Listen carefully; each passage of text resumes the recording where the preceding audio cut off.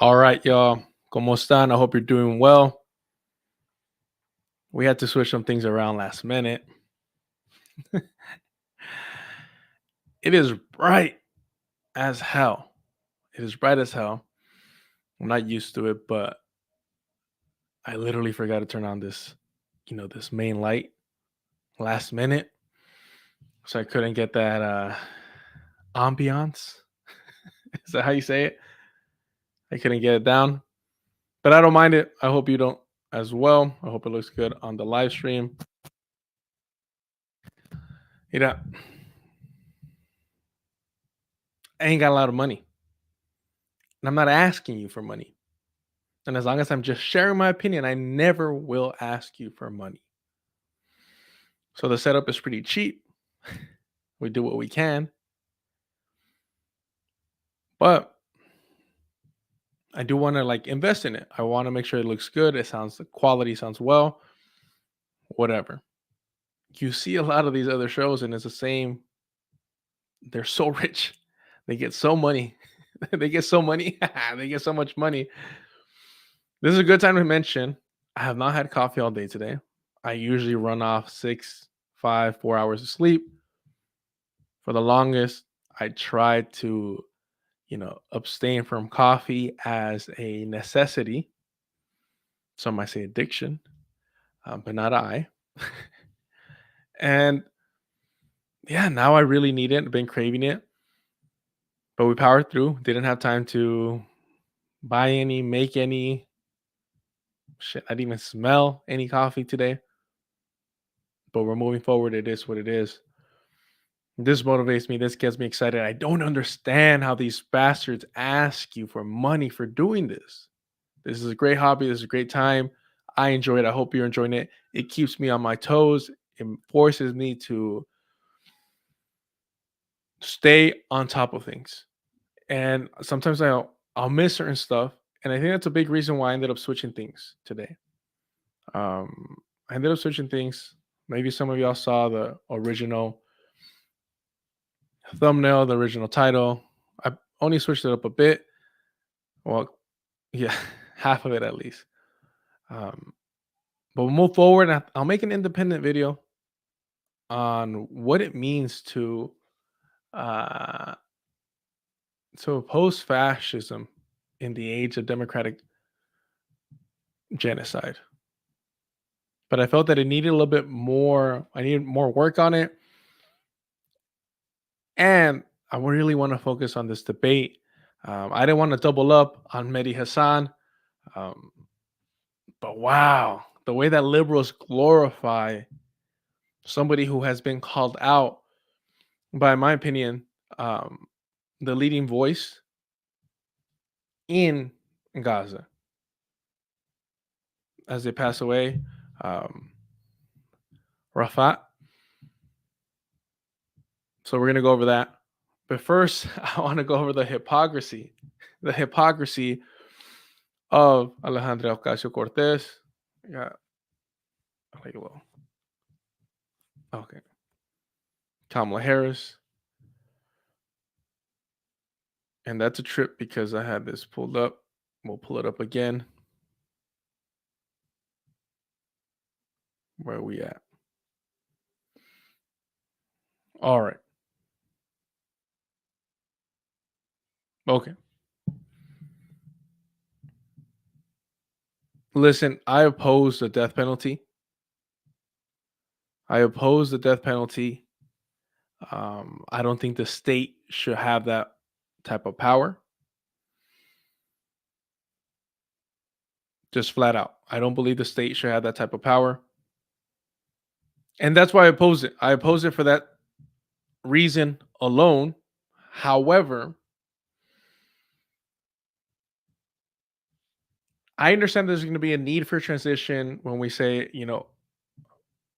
abolish prisons. I understand that, in my opinion, the rich, those that have profit off the destruction of the planet and people, those people should be incarcerated. I'm not interested in rehabilitation for them. And to be frank, I would expand that to their family members as well. We've seen time and time again how it doesn't just stop with, you know, the elders in a family or the head of a family, the patriarchs. It continues, it goes downward. And you kind of need to, how do I say this in an appropriate fashion? Um, cut off not the branches of the tree, but at the root of these families who have enriched themselves on our suffering. So I'm not completely a prison abolitionist. One can argue, well, the way that you're referring to it is different. So you are a prison abolitionist. It's just different. Sure, whatever. But I just like to be clear and direct with the fact that, hey, I am not a prison abolitionist. I believe that they serve a purpose. It's just that the people aren't in charge of the prisons. Corporations are. There should be very few and far in between. And again, I think they should be reserved for class traders. I think they should be reserved for the most gluttonous and greedy, inhuman humans imaginable. So, okay. So, with that being said, I really want to lay that out. I hate hypocrites. So, I like to be direct with it. Lulu, buenas noches. Here we go. All right. And the core is a giant ad. Missouri executes a man for the 1998 killing of a woman despite her family's calls to spare his life. Even the wording in this, and of course, this is the AP, the Associated Press. I don't care for it.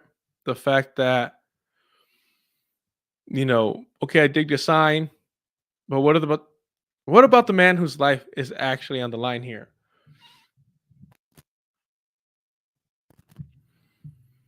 Marcellus Williams, I do understand, or my understanding, they reverted to Islam, and they did change their name, and we want to be respectful for that. Don't have it on my notes, and I apologize. Everything I've seen, and even the title of this episode, um, I wrote it out Marcellus, but I was late to notice and to realize, like, oh no, they reverted to Islam, and for that reason, I apologize. And it is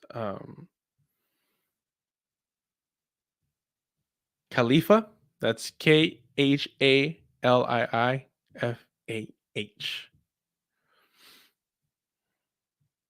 So again, my apologies there. So let's go over this a little bit. So yeah, I mean, I'm known to joke around in the most inappropriate moments, but I'm going to pull back on that a little bit because this is exhausting. This is exhausting that the Democratic Party has so many excuses for why their hands are tied in stopping a genocide. Something Ronald Reagan stopped, who, I mean, watch one episode on Boondocks and you realize Ronald Reagan was the Antichrist, right?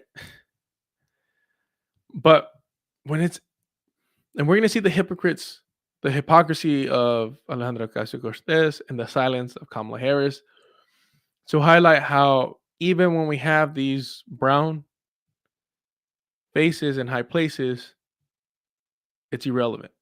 They will manipulate us. They will use us for their ends, but you won't see, excuse me, sorry for that. You won't see any real change. Just excuses after excuse. And of course, the Republican Party has accountability and responsibility without a doubt. I mean, the Supreme Court, majority conservative, and they shot this down without a doubt. But when you look further into it, when Obama had the ability to replace a Supreme Court justice, when what's homegirl's name? RBG. Is it RBG? Am I mistaken?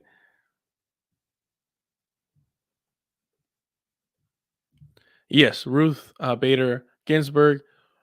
When she had the opportunity to step down because she's a racist fuck, everybody's known this. She said, "No, I'm gonna wait until Hillary. I want a white woman to replace me with presumably another white woman." All right. So even as we hold Republicans accountable, please realize that it's a Democratic Party that is um, partners in these atrocities. Whether it's 1,000 lives, thousands, tens of thousands of lives, or one life, they're in collaboration in taking lives. A Missouri man convicted. It's just so broad. I don't know why. Just have his name up front. A Missouri man convicted of breaking into a woman's home and repeatedly stabbing her was executed Tuesday over the objections of the victim's family and the prosecutor, who wanted the death sentence commuted to life in prison. Uh, so I'm just gonna go. Is it presuming it'd be fine if I just go Khalifa Williams, 55, was convicted in 1998 killing of Leisha Gale, who was stabbed during a burglary of her suburb St. Louis home. Williams was put to death despite questions his attorney raised over jury selection at his trial and the handling of evidence in the case.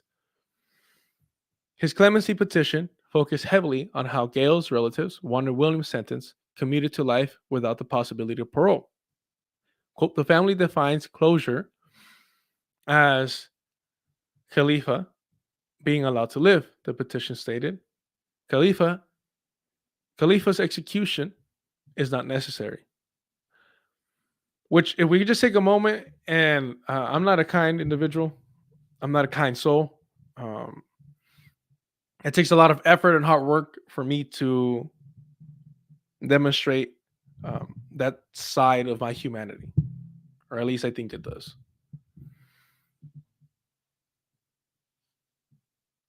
I am coming from this position that Khalifa Williams is innocent, but the family is under the assumption that he's guilty, and just being, you know, in their position or putting oneself in their position, I do have to admit it takes a lot of courage, a lot of bravery, a lot of kindness to say, "Hey, um, we oppose the death penalty, despite this individual, presumably, or in our belief, taking the life of our daughter." So that takes a lot. That takes a lot. I don't know if I would be that strong, that forgiving, that compassionate, or that understanding. To be honest, just to be direct.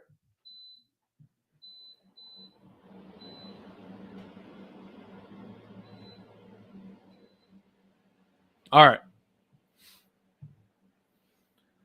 As Williams lay awaiting execution, he appeared to converse with a spiritual advisor seated next to him. Williams wiggled his feet underneath a white sheet that was pulled up to his neck and moved his head slightly, while his spiritual advisor continued to talk.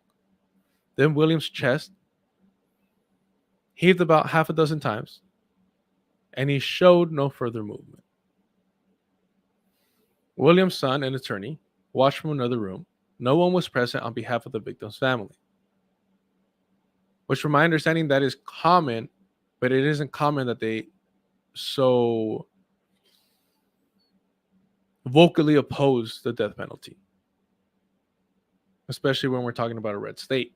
The Department of Corrections released a brief statement that Williams had written ahead of time saying, "All praise be to Allah in every situation." And as much as I want to focus on Williams' story, all praise be to Allah in every situation, like it does really, in the history, again, the history of Islam within the Black community and the Black radical movement,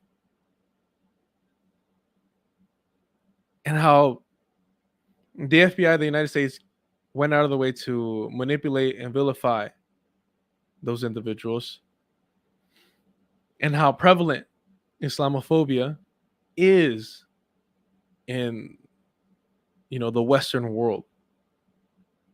That while you're committing a genocide on the other side of the world in Palestine, and you're executing a black man here, I don't know, the parallels for me were too uncanny. Republican Missouri Governor Mike Parson said he hoped the execution brings finality to a case that languished for decades, re-victimizing Miss Gale's family over and over again. Again. If anything, them advocating against the death penalty, and knowing that their wishes to prevent another life being lost, possibly, presumably, an innocent life being lost, that is more traumatizing to a family, to say, like, we can't escape this death from following us as much as we oppose it. No juror nor judge has ever found Williams' innocence claimed to be credible, Parson said in a statement. The NAACP had been among those urging Parson to cancel the execution. Tonight, Missouri lynched another innocent black man, NAACP President Derek Johnson said in a statement. It was the third time Williams faced execution. He got reprieves in 2015 and 2017, but his last-ditch efforts this time were futile. Parson and the state Supreme Court rejected his appeals in quick succession Monday, and the U.S. Supreme Court declined to intervene hours before he was put to death. Last month, Gale's relatives gave their blessings to an agreement between St. Louis County Prosecuting Attorney's Office and Williams' attorney to commute the sentence to life in prison. But acting on an appeal from Missouri Attorney General Andrew Bail's office, the state Supreme Court nullified the agreement. Williams was among death row inmates in 5 states who were scheduled to be put to death in a span of a week, an unusually high number that defies a years-long decline in the use and support of the death penalty in the U.S. The first was carried out Friday in South Carolina. Texas was also slated to execute a prisoner on Tuesday evening. So this goes back, at this point, for decades, obviously, as the title suggests, since 1998. But the hypocrisy of liberals kind of ring true, and you see the fact that they really stand for nothing. This is something that stood out to me. And I'll pull it up shortly. I just want to make sure I have it lined up. And it's all right, let me share my screen now. I might be wrong, but back in the day, I would listen to the Young Turks when I was a lot younger. Back before I knew what a con man Cenk Uygur was, before Anna Kasparian started slipping, her mask falling off as a liberal and her hood coming on as the, KK Karen that she is. And doing a little bit of research, I ran into this. Death row inmate narrowly escapes execution. And it's from the Young Turks 7 years ago. And they cover it. Due to new... The DNA on the murder weapon did not match Williams and instead was found to belong to an unknown male. Later, it was discovered that there was mishandling on behalf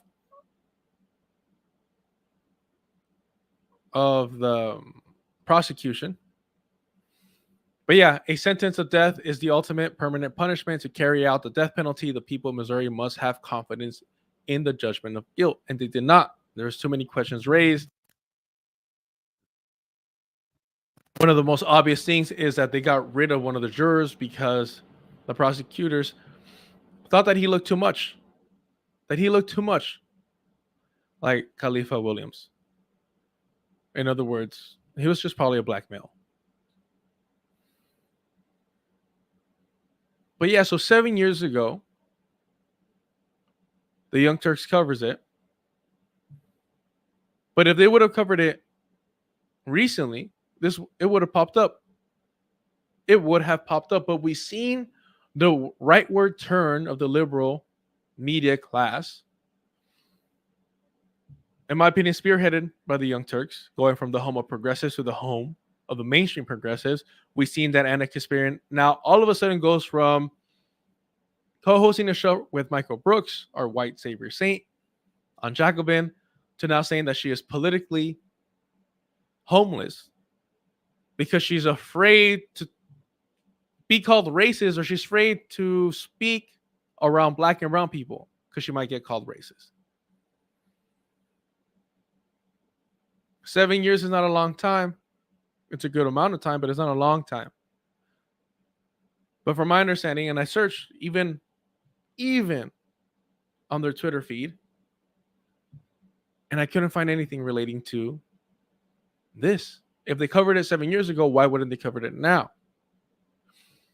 If they covered it 7 years ago, why wouldn't they cover it now? For me, it makes no sense. Let me make sure I pull this up again.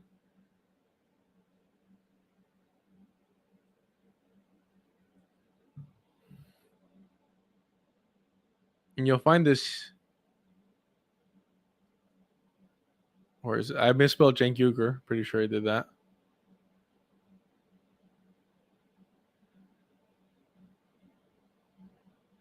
Nope. I didn't. So YGUR.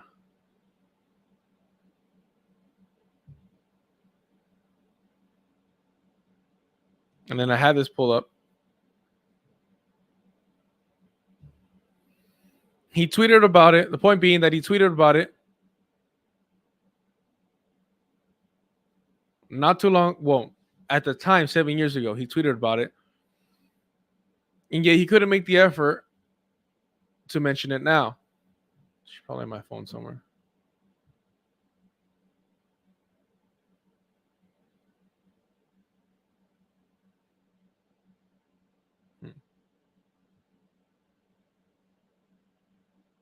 I always try to have everything prepared and have this pulled up. My apologies there. How wild would it be if he deleted it? Oh, great. Okay, yes. All right. My apologies. Let me pull this up now. Oh, that's wild. That should have been there already.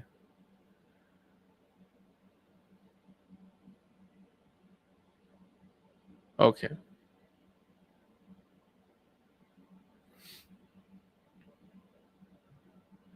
Here we go.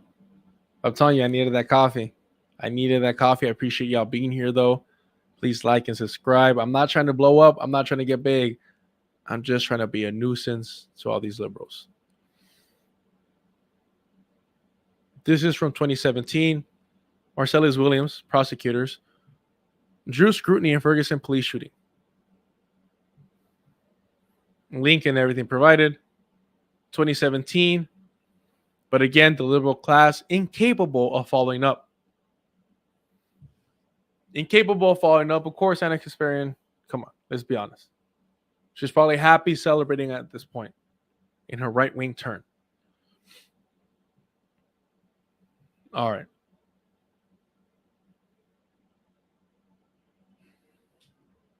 Who else? La Reina of the liberals herself, Alejandra Ocasio-Cortez.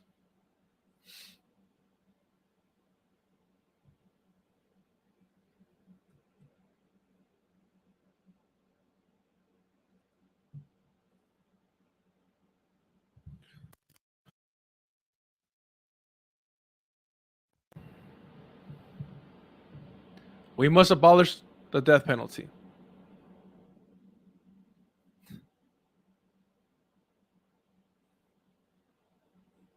Let me pull this up.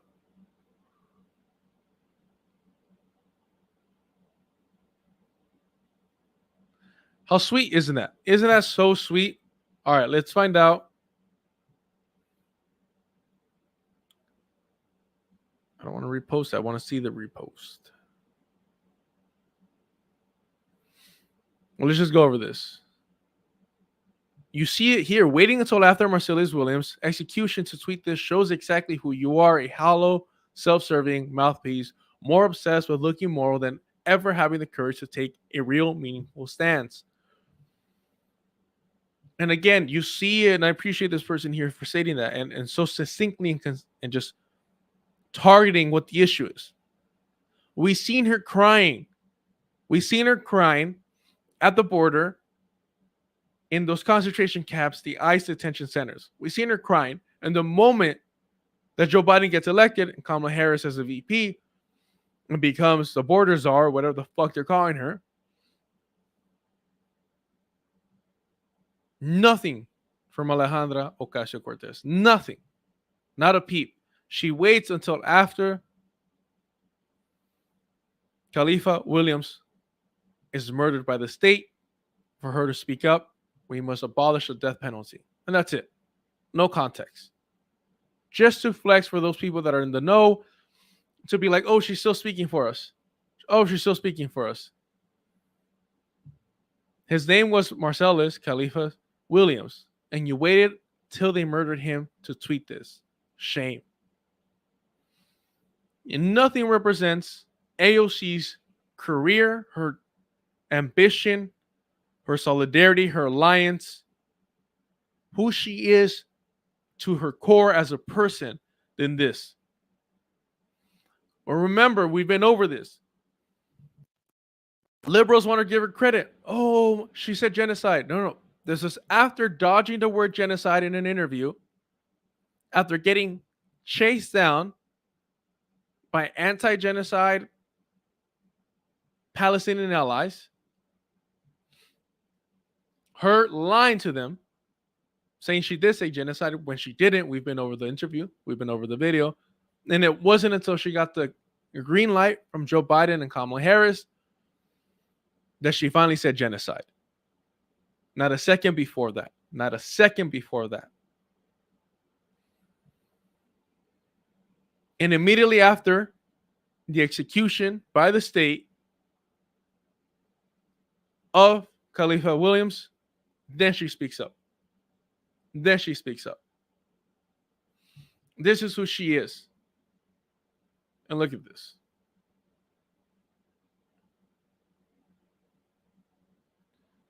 What about her soon-to-be boss, Kamala Harris? Look what she had to say. Where's she at? It's so difficult not to curse in these situations. All right.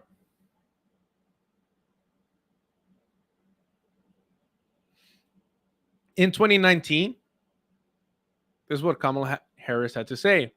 The death penalty is a deeply flawed system. DNA has proven that there are people convicted and sentenced to death who turn out to be innocent. This is a sentence that has been disproportionately applied against people of color, and in particular, Black and brown men. Not to mention that while she was it the top cop? Is that how she referred to herself? She refused to accept evidence that would have proved the innocence of a man that she was keeping incarcerated. And she kept these brown and Black men incarcerated to use as cheap labor to fight fires. If you're locked up, do you really have a choice of whether or not you go out and risk your life? Sana Saeed stating clearly, and the VP and her campaign decided not to say anything at all about how an innocent man was going to be killed. It's her own past position.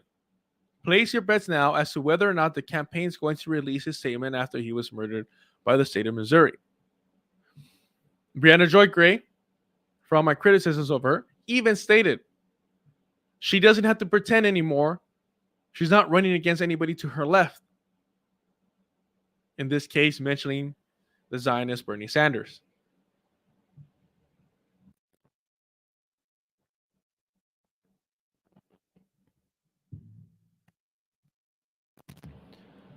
Time and time again, we're seeing how Kamala Harris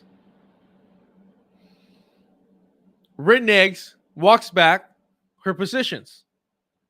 She is nothing more than a liar. And when we have liberals like Emma Vigeland claiming, no, she's going to be better. She's going to be something different. She's going to be whatever is self-serving to her, whatever is beneficial to her getting reelected. Well, first elected and then reelected. So she will do anything and everything that the corporate state demands of her. Everything and anything the industrial war complex demands of her. Anything and everything that the Zionist lobby demands of her. These people are cowards and opportunists. We cannot trust them in any regard. That is obvious. That is clear. But more importantly, the individuals that cover for them, that help wash their hands of the blood, we need to view them as propagandists for empire. We need to view them as willing participants in the atrocities that the empire does. We need to stop viewing them as, slightly to the right of me. Well, they're left of center. No. Fuck all that. Fuck all that. Anybody advocating for Holocaust Harris is in support of Palestinian genocide, is in support of the prison industrial complex murdering black men. Because that's what Kamala Harris was doing. She was keeping them locked up and refusing to release them. But make no mistake, if she wasn't in California, if she was in a state where the death penalty was embraced, she would have been advocating for that to prove that, look, I may be a liberal, I may be a woman of color, I may be a woman, but I'm tough on crime. That was her whole persona before running her presidential campaign.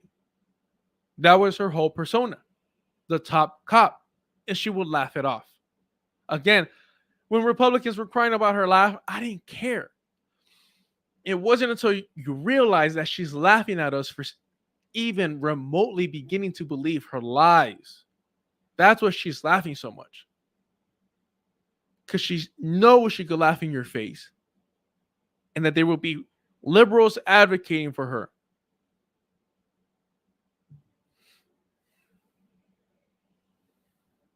So rest in peace, Marcellus, Khalifa, Williams.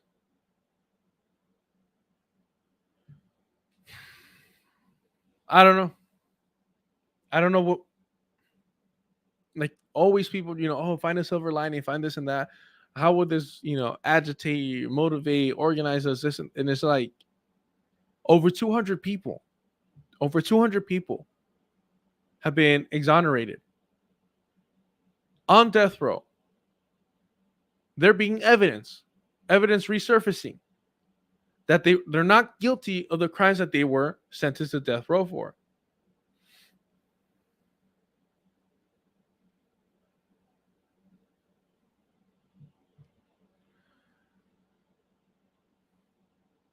Watch.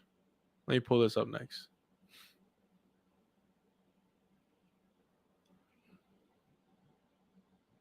Since the U.S. Supreme Court's landmark ruling in Furman v. Georgia, 1972, 200 death sentence men and women across 30 states have been exonerated.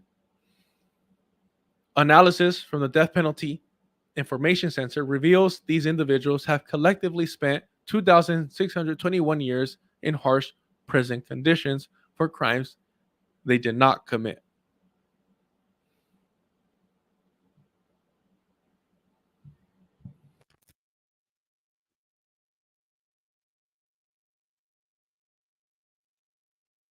It's disgusting. It's atrocious. Like the way that this country is obsessed with murdering people. It's not enough to incarcerate them. It's not enough to incarcerate innocent people. They need to murder them. They need to murder them.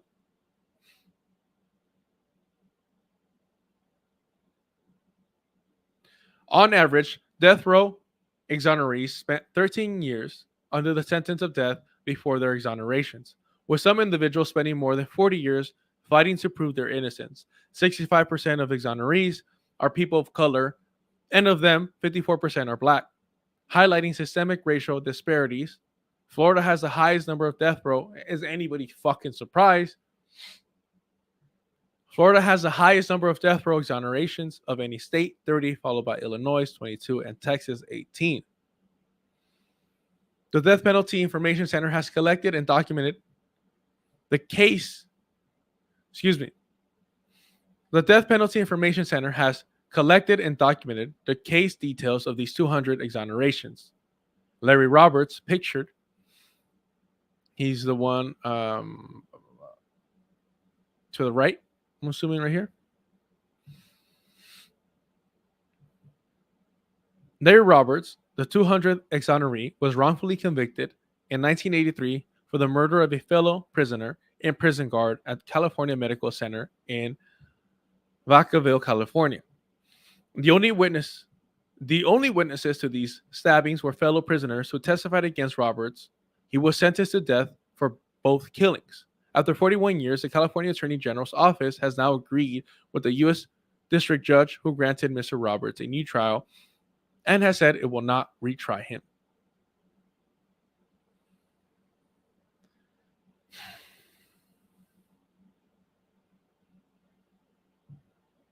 So yeah, 200 people over collectively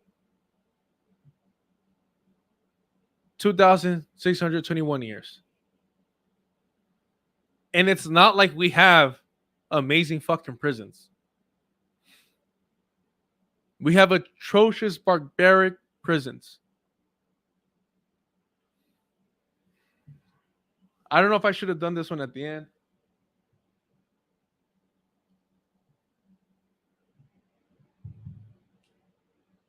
I don't know. And this isn't even to mention. This is not even mentioning the political prisoners that we have. Those that the state did not assassinate directly, they locked up and put away. All right. Thank you for being here. I appreciate you. I know it's not the usual me just running my mouth talking shit that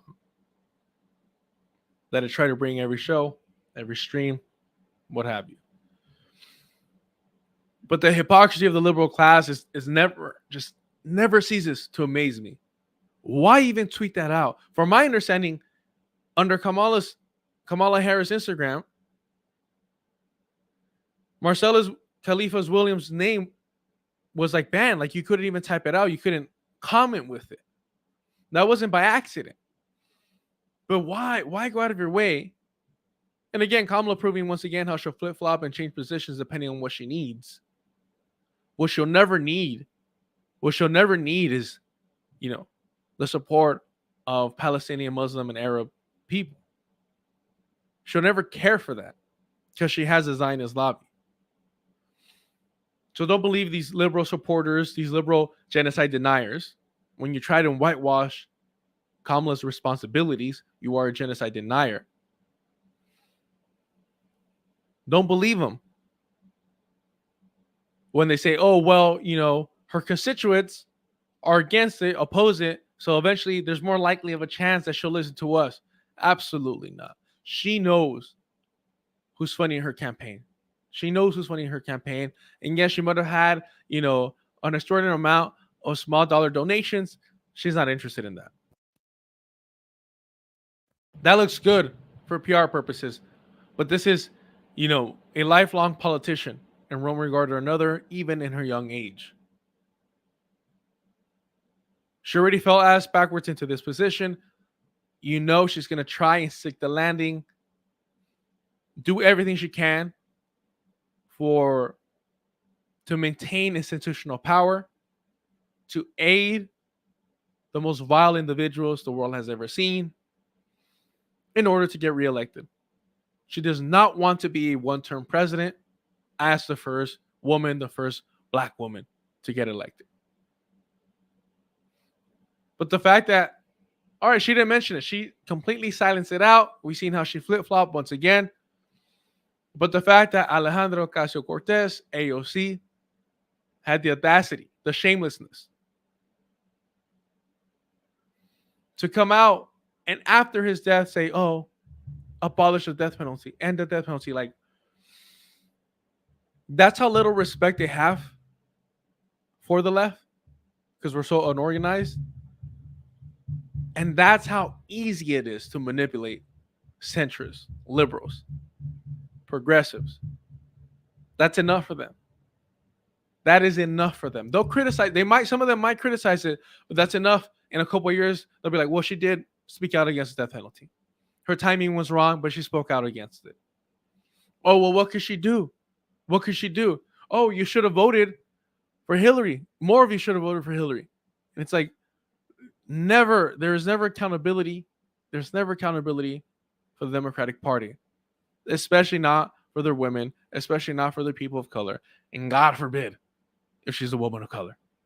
Because then if you oppose genocide, if you dare to interrupt Kamala Harris and oppose her genocide, you're a racist, sexist bigot. It's the truth. Just embrace it. That's what it is. That's what it is.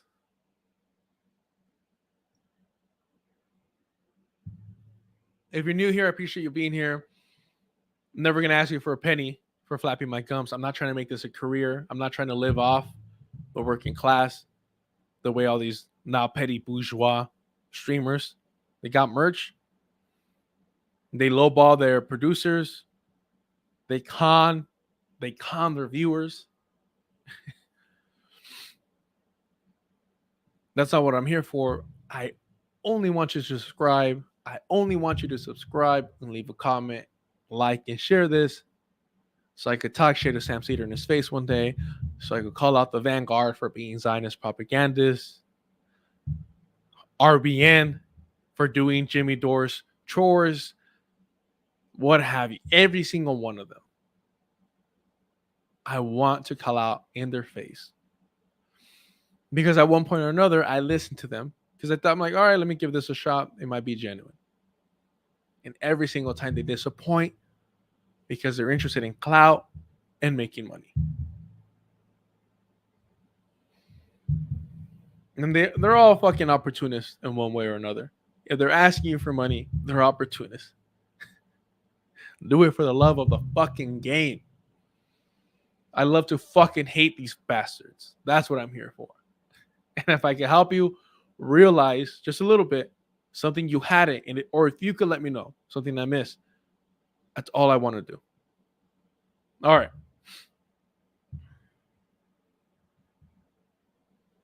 Mehdi Hasan. Let's do this.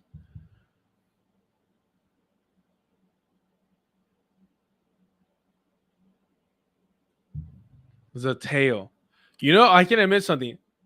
I am subscribed to the tail. Like the actual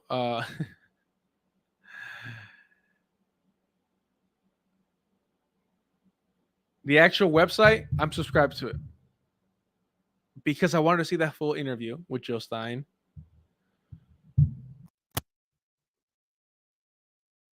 With Butch. I want to see the whole thing. And it's not a surprise to me that it's paywalled after, the whole Breakfast Club incident where they just ran through them. You go through the comment section on the Breakfast Club interview and you see everybody's like, holy shit, these are Democratic operatives here trying to tarnish and be disrespectful, rude to these individuals advocating for policies I agree with, ending the genocide, ranked choice voting, just things that are very liberal, very centrist. Even Bush said it himself when he was on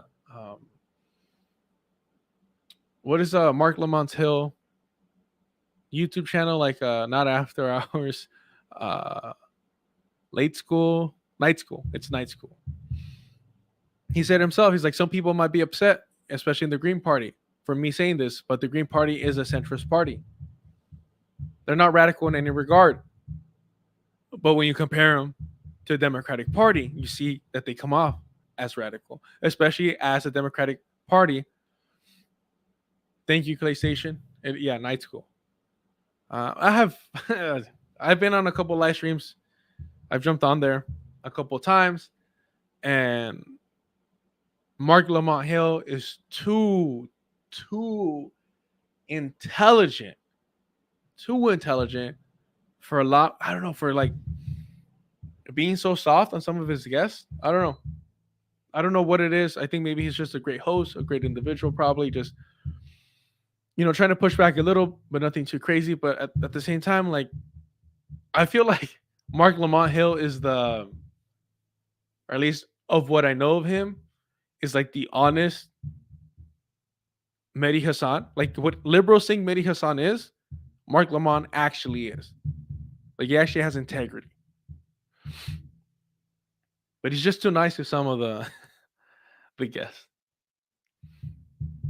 Yeah, he's a Green Party member. Like that's what I mean. Like little shit like that, where I'm like the more I learn about Mark Lamont Hill, the more I'm like, oh, like you're actually like you're with it. Like you're not like these other opportunists, and I appreciate that.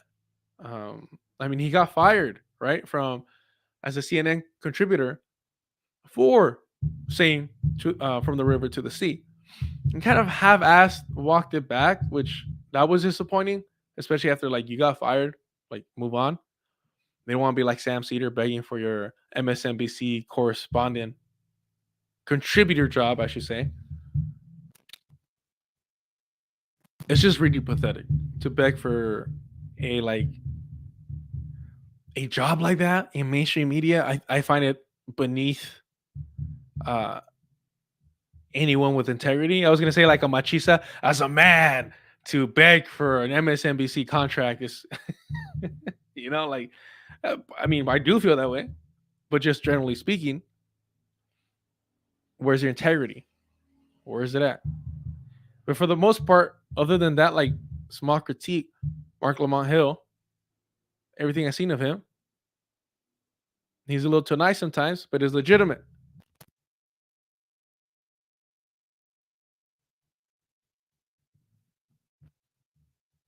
If you haven't seen it, he jumped on Katie Halper's program. I think it's just called like the Katie Halper Show.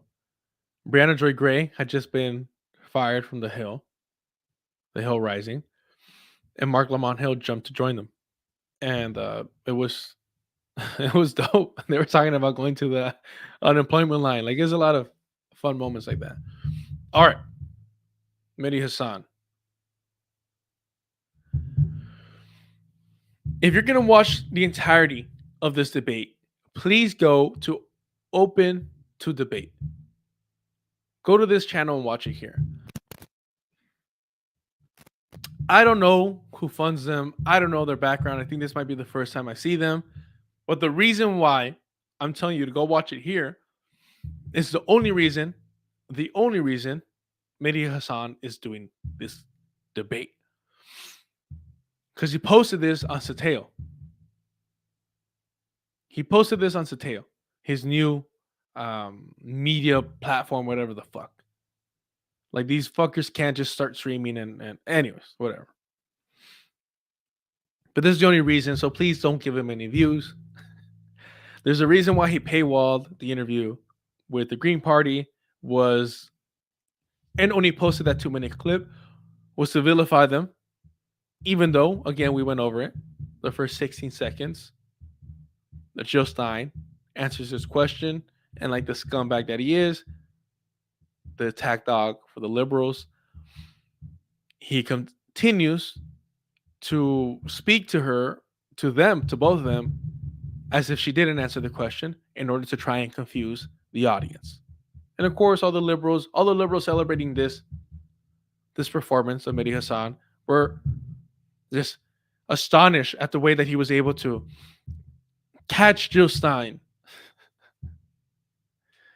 even though again she answered his question 16 seconds into the 2-minute clip.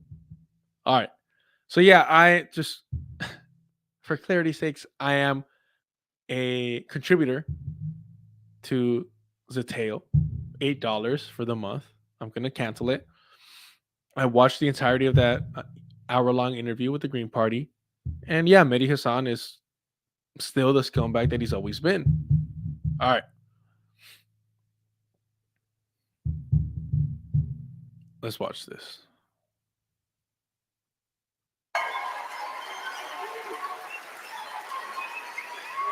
Mehdi, you are founder, editor-in-chief, and CEO of Zateo, host of Al Jazeera's Head to Head, an award-winning journalist. Welcome to Open to Debate. Thank you for having me.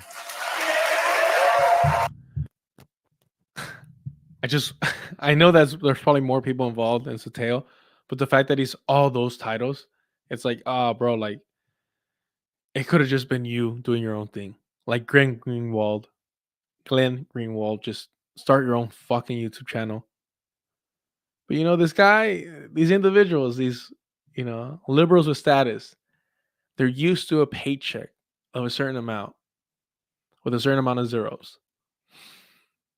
So they got to keep that lifestyle going.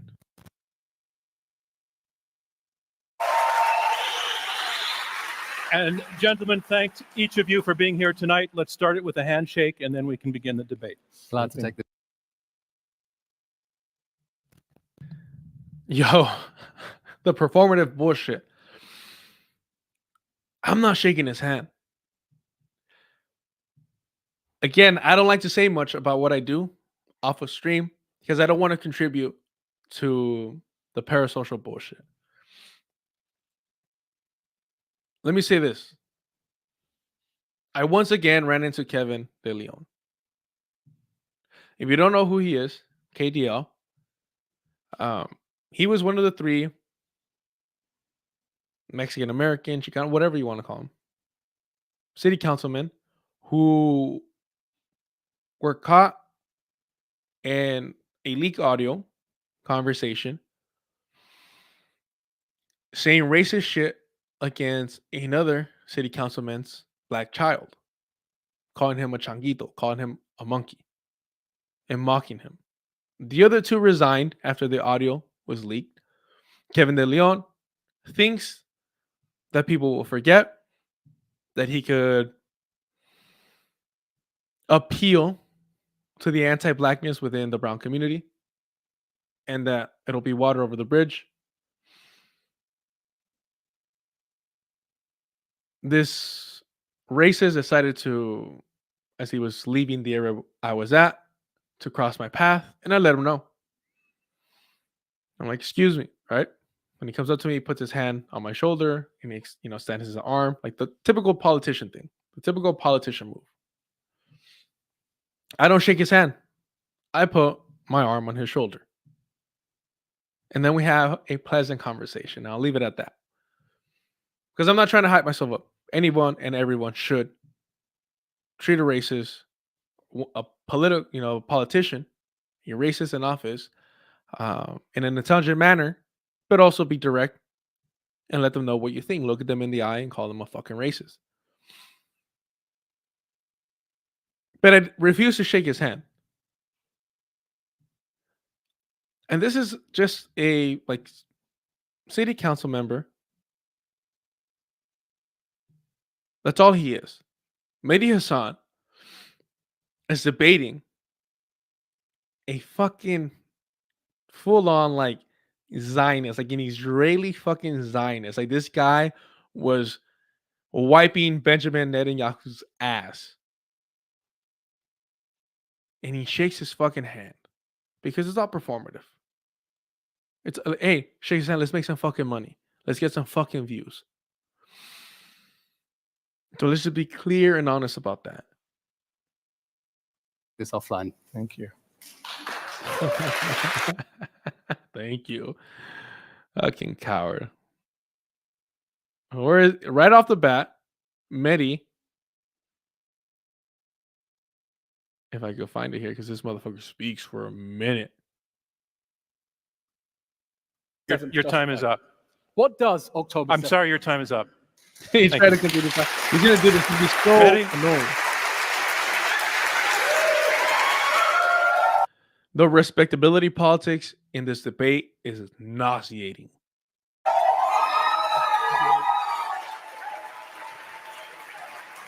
Elon, in already calling your opponent a liar, you have already crossed one of the lines of the culture that we try to establish here. I wish you hadn't. I don't mind. He doesn't give a fuck. Throughout this whole debate, he does not give a fuck. He does not care. And like the good little liberal, Mehdi Hasan's going to take it. He's going to take it. And the moment where he speaks up, the moderator, who will reveal himself to be a Zionist sympathizer at the very least, actually twice during this debate, will shut him down. It's hilarious when liberals get shut down after like they get tired of getting bullied around and finally start speaking up and interrupting, and the moderator's like, all right, now we're going too far. We can't have both of you interrupted. We'll let the further right individual interrupt, but we can't have both of you interrupting each other. The ill debate culture. Here's the thing. I love to fucking argue. I love to fucking argue. I love to argue. I truly do. I truly do. Except I don't care enough to pretend that debate changes people's minds in any regard, in any shape or form, to participate in it, especially somebody who's going to be as disrespectful as this guy is to Mehdi Hasan. Now, it's Mehdi Hasan. I don't care how disrespectful he is to him.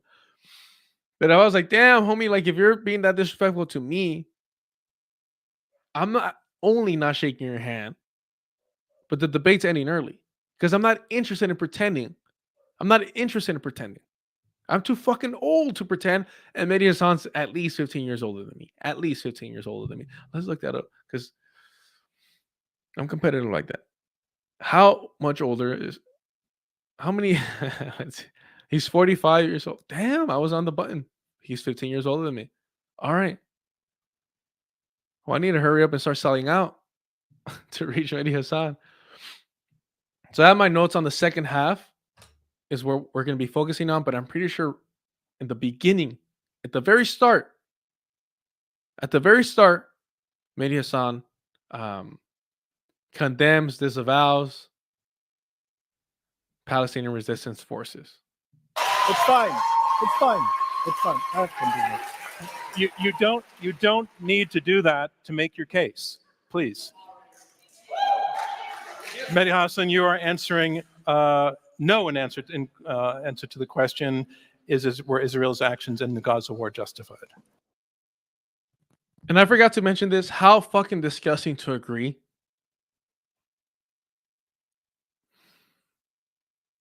Were Israel's actions in the Gaza war justified? How fucking disgusting to agree to this premise. Were in the past tense.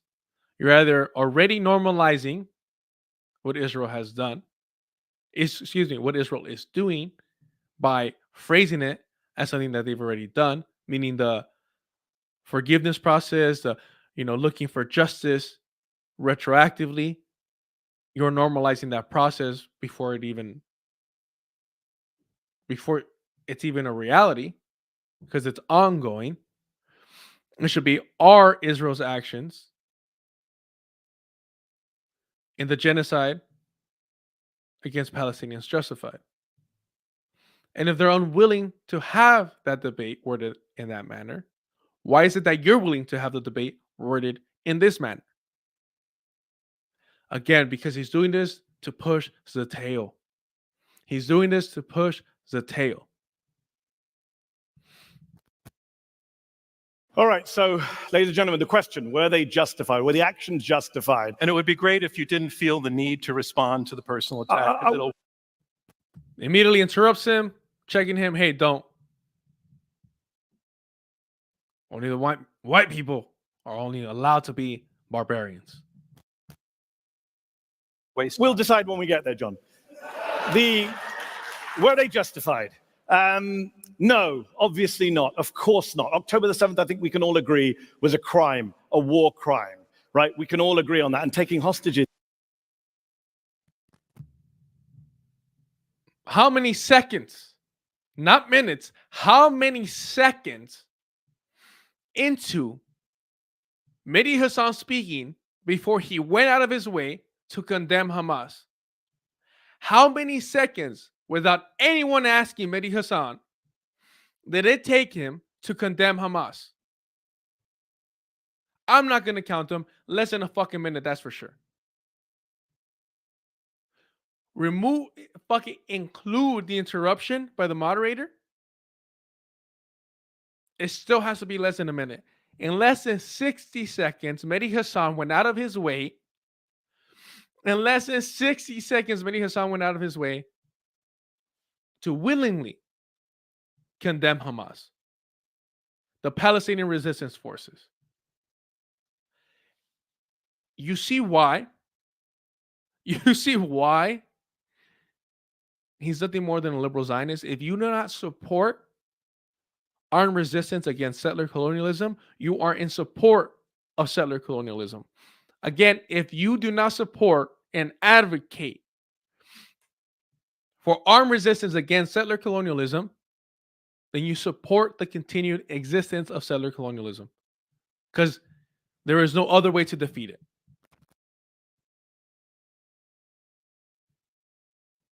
Not unless you want to sell out decolonization the way that, Mandela sold out decolonization in South Africa.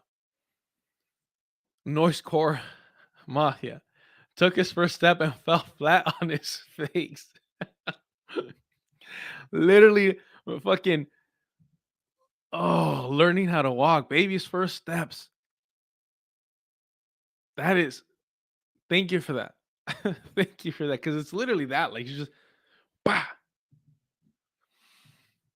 And you see why people that have followed Mehdi Hasan's career fucking hate him and see him as what he is, an opportunist.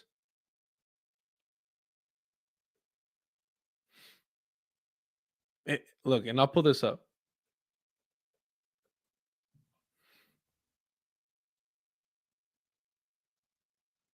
A reminder, and we'll pull this up quick since Mehdi Hasan decided to, fall face first. First steps, boom.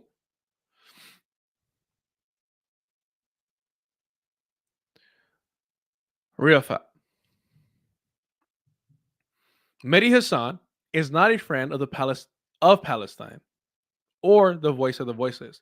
Mehdi Hasan justifies for clout and cash the extermination of Palestinians and the destruction of Gaza. Mehdi Hasan is a cheap sellout. This was to a tweet by Mehdi Hasan stating a statement rightfully strong, eloquent, and united against the massacre of hundreds of innocent Israelis by Hamas, yet no mention whatsoever of the hundreds of innocent Palestinians killed in Gaza. And Rafat, being in Gaza, where he was assassinated by the Zionist entity alongside his family, while in Gaza, made it very clear Mehdi Hasan is not a friend of Palestine or the voice of the voiceless. Mehdi Hasan justifies for clout and cash. Again, this debate is on Zeteo. Do not watch it there if you're going to watch it. Mehdi Hasan justifies for clout and cash the extermination of Palestinians and the destruction of Gaza. Mehdi Hasan is a cheap sellout, because if you do not support the Palestinian resistance forces, then you're advocating and supporting settler colonialism, the death, destruction, the ethnic cleansing, and the genocide of the indigenous Palestinian population. The only way to stop the Zionist entity is through direct armed resistance. It is not unique. That's how you stop any and every settler colonial project. That's what we know from history. That is a fact. Otherwise, you are a normalizer that will allow the settler ruling class to maintain power as they pretend to give you democracy. Look at this.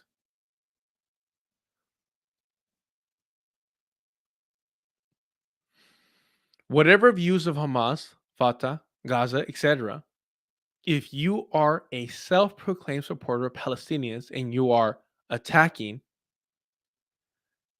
Aziz Motas, especially while living comfortably in the West, then you need to take a long, hard look at yourself in the mirror beyond ridiculous. And this is after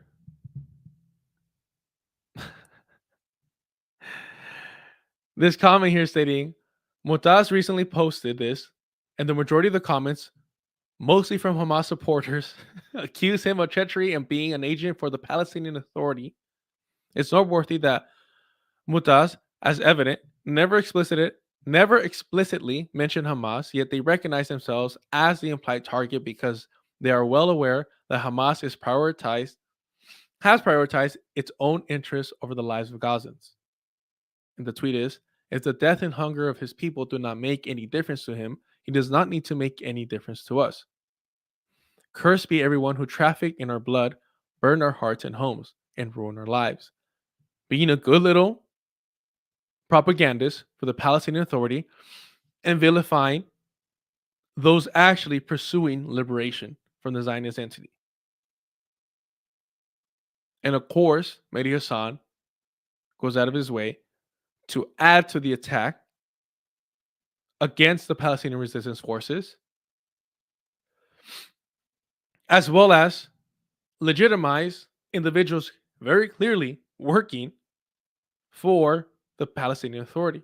Like there's photos of this fool working with the Palestinian Authority. There's a reason why he got all the covers in the magazines, why he got all the media attention. Controlled opposition.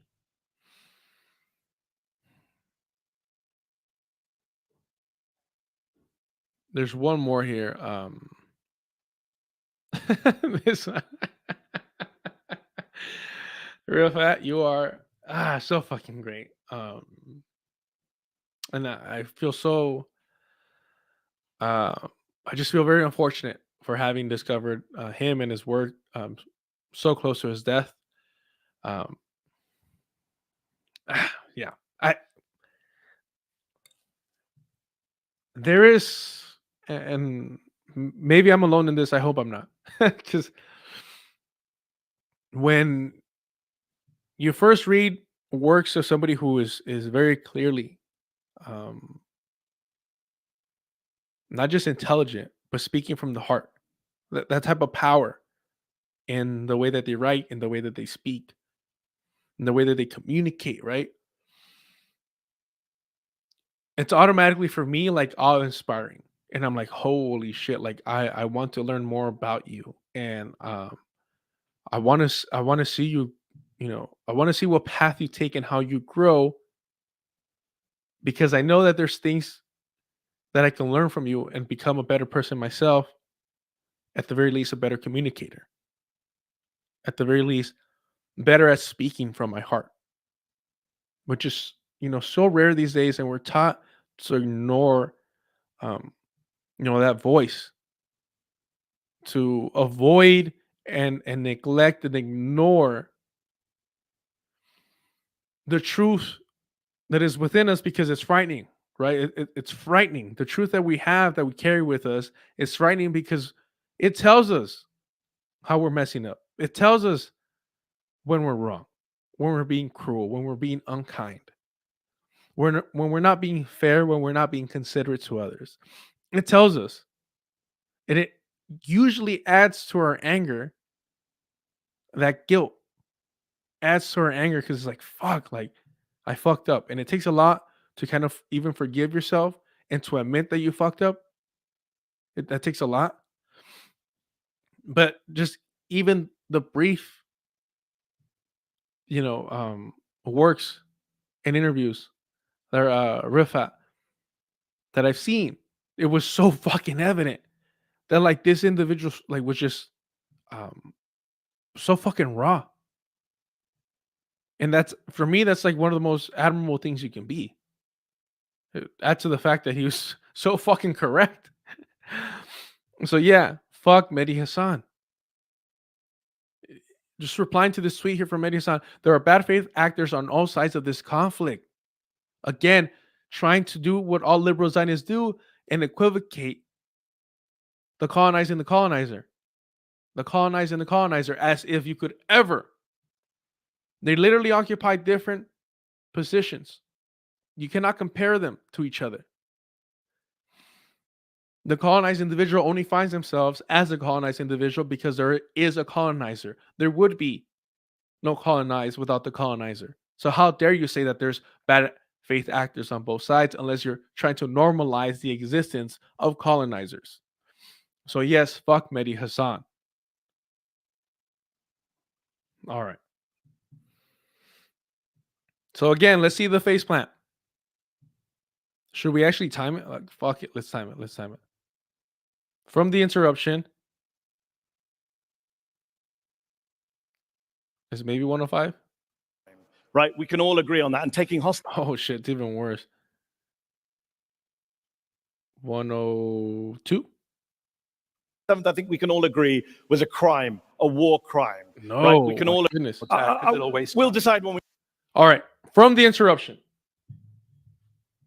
From when he says, we'll decide when we get there, and then the crowd laughs. It's a weird fucking crowd, by the way. From then, let's see how long it takes him to denounce, renounce Hamas. And resistance. Let's see how long. We get there, John. Were they justified? No, obviously not. Of course not. October the 7th, I think we can all agree, was a crime, a war crime. Bro, that was like 10 fucking seconds. That was 10 fucking seconds. And I sped it up. That's my bad. I wasn't even trying to be slick. No, obviously not. Of course not. October the 7th, I think we can all agree, was a crime, a war crime, right? We can all agree on that. And taking hostages is a war crime. And those hostages should be released. But fucking disgusting, coward, spineless individual that he is. And I want to make something very clear. These hostages are all colonizers. I believe there were some, I want to say Filipino, but I don't think they were Filipino. Where were they from? Not Malaysia, but there were foreign cheap labor workers that were also taken.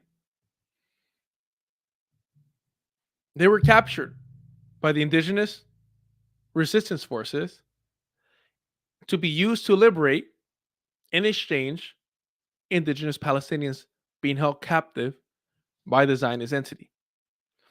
Thailand, thank you, PlayStation. I appreciate it. Always on the fucking ball. Thank you. Damn, I really am racist. So, the purpose that the Palestinian resistance forces took these captives is very simple. Very fucking simple. They learn through past interactions with the Zionist entity that the only way to get Palestinians released from the fucking dungeons, the torture chambers, the Zionists called prisons, the only way to get Palestinian men, women, and children released was through captive exchanges. If you want to call them hostages, go right ahead. But no, you can't hold a colonizer hostage because they're already invading your space. They already trespass on your land. If somebody breaks into your home and you detain them, are you holding them hostages? Fuck no. You're holding them accountable. Be lucky that you're, at least according to Kamala Harris and her logic, be lucky that you're getting out alive. To destroy an entire place, an entire people in response is never justified. Never justified. How? You see how disgusting this is? You have to like say, oh, it's never justified to destroy this place, but I'm not going to advocate for this place to be liberated, for its destruction by the settler colonial powers to be incapable of destroying it by supporting armed resistance forces, which would actually topple the colonizing forces, which would have the ability to destroy the land, the people. You see what I'm saying? Like, it's like, how can you be arguing that you're against the destruction of Palestine, of Gaza, specifically here in this debate? How can you say you're against it, but not advocate and support the only individuals that can guarantee that by completely removing the ability of the colonizer to destroy them? But no, instead what Mehdi Hasan did was literally take the first 10 seconds to denounce Palestinian resistance forces, Hamas. They put up liberal Zionists like Mehdi Hasan, normalizers like Mehdi Hasan, to debate these rabid Zionists, these white supremacists, to normalize the existence of the Zionist entity. They use liberal Zionists like Mehdi Hasan, Norm Finkelstein, Jeff Halper, the list goes on and on. Cenk Uygur, throw him in there. Sam Cedar, all those. They use liberal Zionists so you can contrast them to the rabid Zionists and say, hey, well, at least they're making some sense. They're willing to compromise, and thus you normalize the existence of the settler colonial project. Thus, you normalize the existence of the settler colonial project, and it becomes a reality, something that we need to accept, and that's it. You accept it, it's a foregone conclusion, and you become Egma Vigeland, and you start saying, does Israel have the right to exist? Of course it does, because it does exist. The secular argument of, well, it's normalized, it's reality. That's what Mehdi Hasan's true job is here.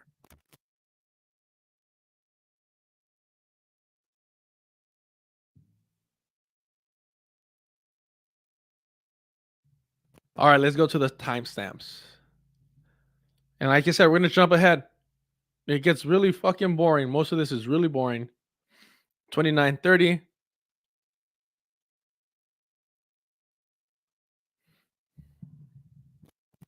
To do if given half a chance, and that is to do October 7th again and again. And Israel's war, Mr. Hasan, I'll yield the stage to you and ask you, eliminating the Hamas terror regime, removing it from power, a legitimate military objective, yes or no? Of course, it's a legitimate military objective for Israel. And that's what I quoted the ICC chief prosecutor saying, but you're doing a very bad job of it. What's interesting? Do I understand that after October 7th? What John do said, I understand? No, because I want to clarify and understand we're on the same page. You want to clarify, the guy who can't answer why you killed 15 civilians. No, I want to understand that we are on the same page. Do you agree that I'll answer your after question October when you 7th, answer mine. it was legitimate for Israel to remove the Hamas terror regime in order to prevent another October 7th? It's a yes or no question, Mr. Hasan. No, it's not. It's a loaded question. I'm going to say it was legitimate for Israel to defend its citizens inside of Israel. It's not legitimate to occupy Palestinian territory for decades. And the fucking crowd goes crazy. But again, this is what's so frustrating. This is how I started my channel. This is why I started it. Because how liberal Zionists normalize the existence of the Zionist state.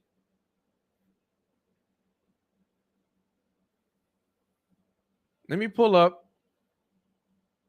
The Cradle did a great article, and I just read it.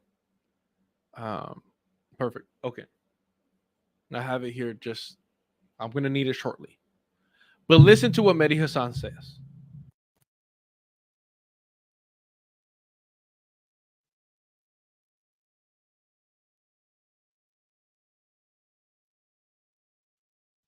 To do if given half a chance, and that is to do October 7th again and again. And Israel's war, Mr. Hasan, I'll yield the stage to you and ask you, eliminating the Hamas terror regime, removing it from power, a legitimate military objective, yes or no? So again, a yes or no.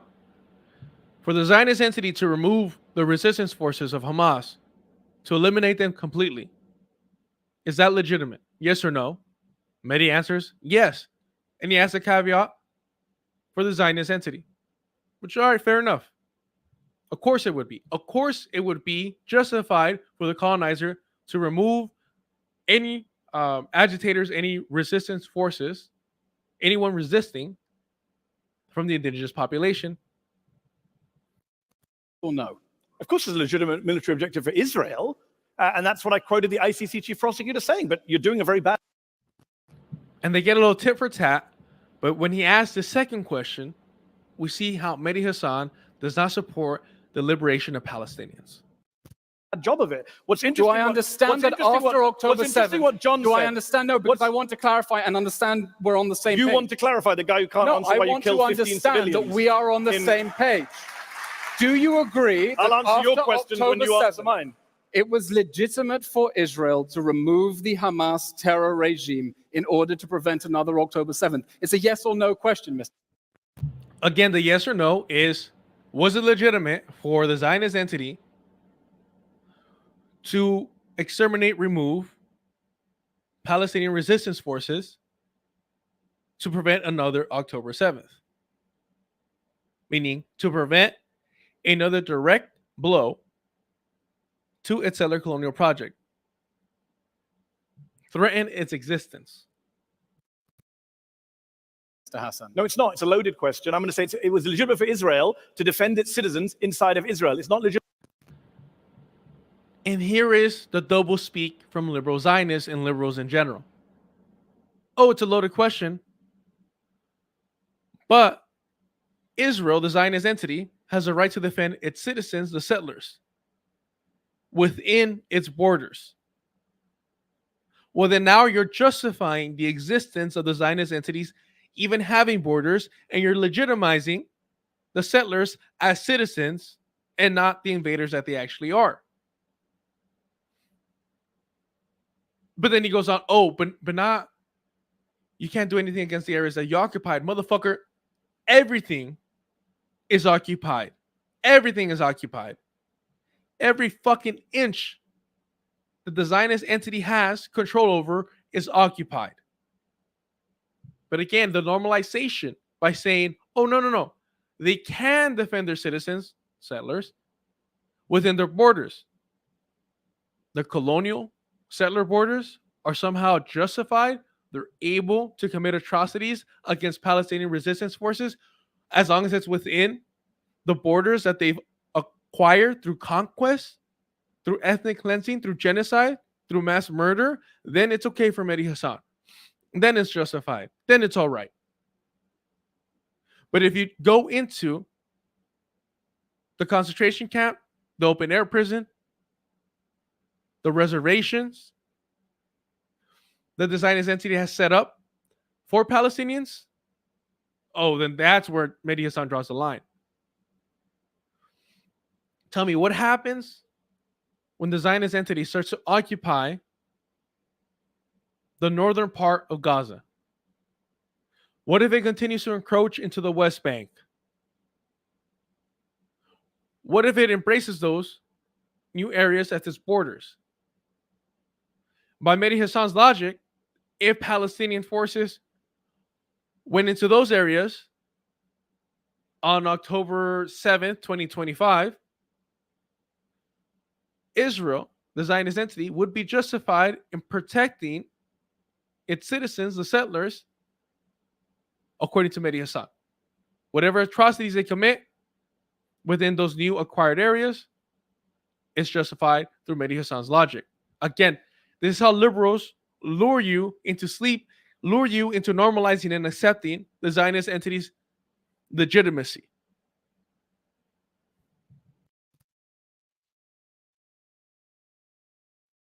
And this is sick because maybe this is petty on my behalf, but watch this. 33:26.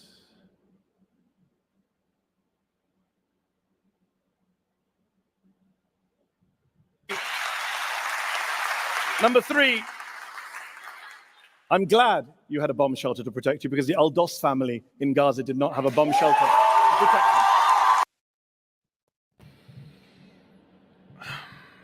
So he tries to get him because this Elon Levy said, "Oh, I had to hide in a bomb shelter. I was terrified." And maybe it sounds like, "Well, I'm glad you had one." And see, I understand trying to be sarcastic, but I generally think Mehdi Hasan wants Zionists and Palestinians, colonizers and the colonized, both to have safety. And that's the issue. By having and wishing and being grateful for the safety of the colonizer, you're inherently putting the colonized at risk. You're happy, you're grateful that a colonizer was safe from the defensive actions of Palestinian forces trying to remove them from their land, and your only regret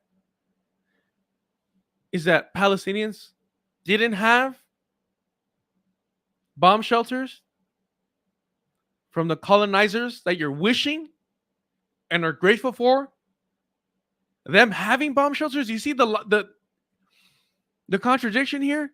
How can, holy shit, it's like saying, well, and I don't want to use that example because that's disgusting, but that is where my mind went first, because you are raping the land.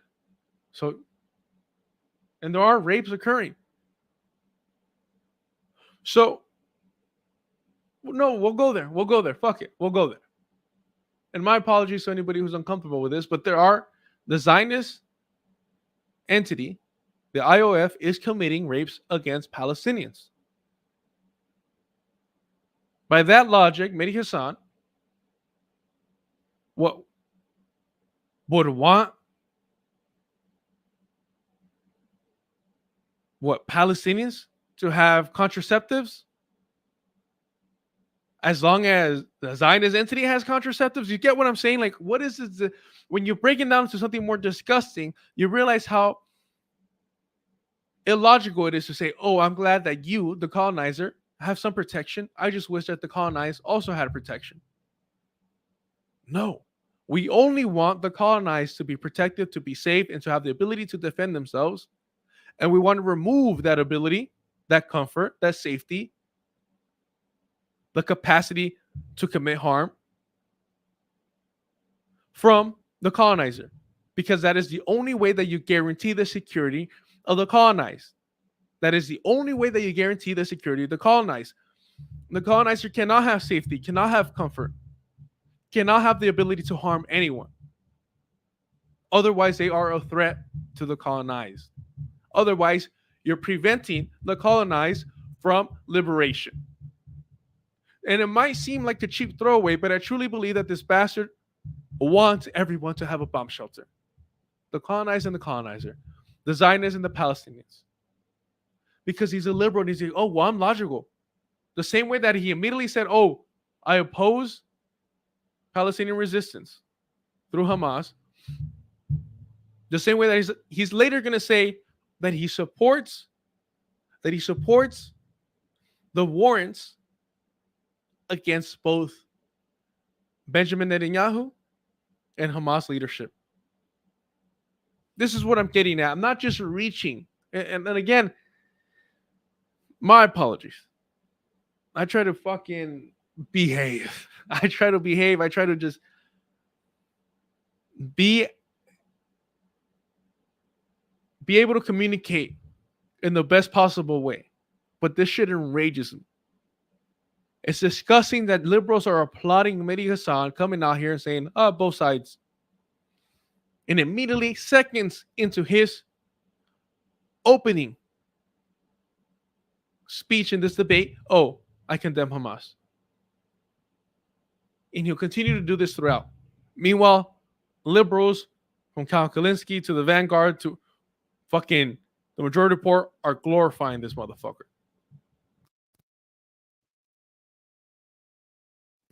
3657.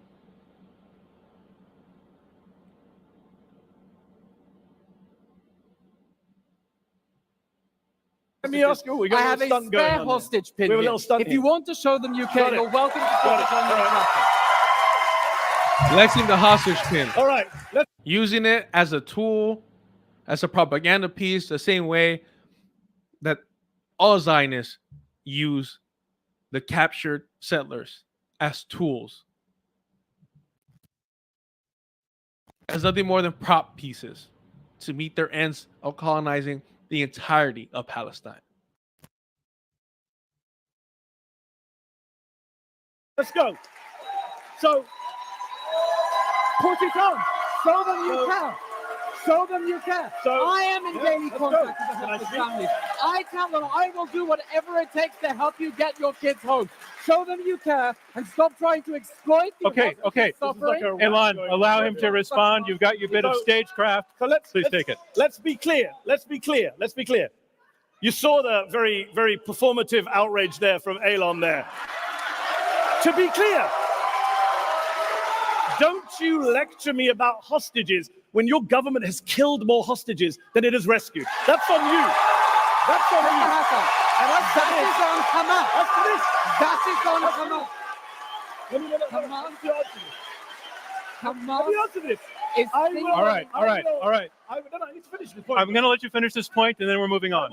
I will happily support this pin because I support the release of all the hostages and no, let me finish. And I support the release of thousands of Palestinian detainees being raped and tortured and children. Do you support that? Let's wear it together. Do you support the release? Do you support the release of Palestinians? I do not Do you support support the release of of terrorists. Palestinian children? Do you support the release of Palestinian children? Mr. being Hasan, tortured? anyone who Let's is get some space You here. can't answer the Mr. question. Hasan, he won't I get on the answered hostage. it. I support the release of all innocent people. Mehdi? He doesn't.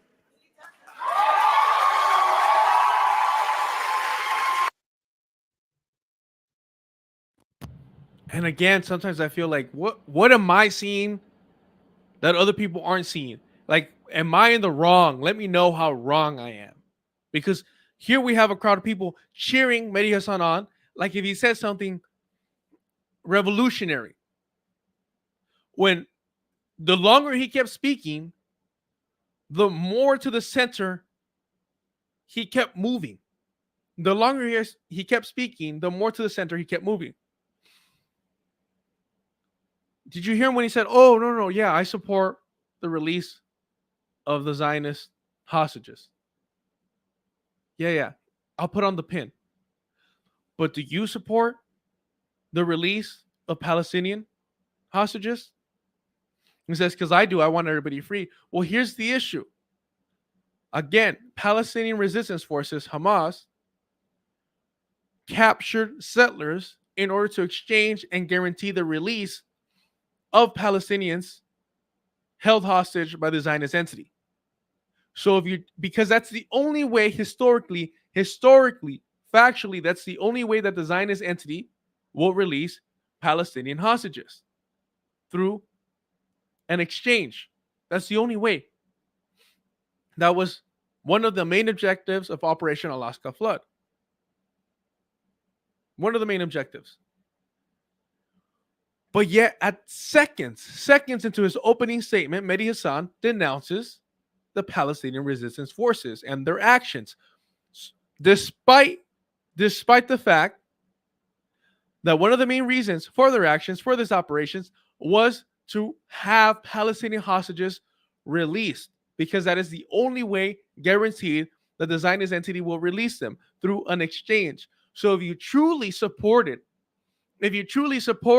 the release of Palestinian hostages held by the Zionist entity, then you would not have been denouncing Palestinian liberation forces actively and directly acting out the only sure and guaranteed way to release Palestinian hostages from the Zionist fucking dungeons. It's that simple. You cannot do both because there is no other way that the Zionist entity has proven to release Palestinian hostages. So the Palestinian resistance forces took on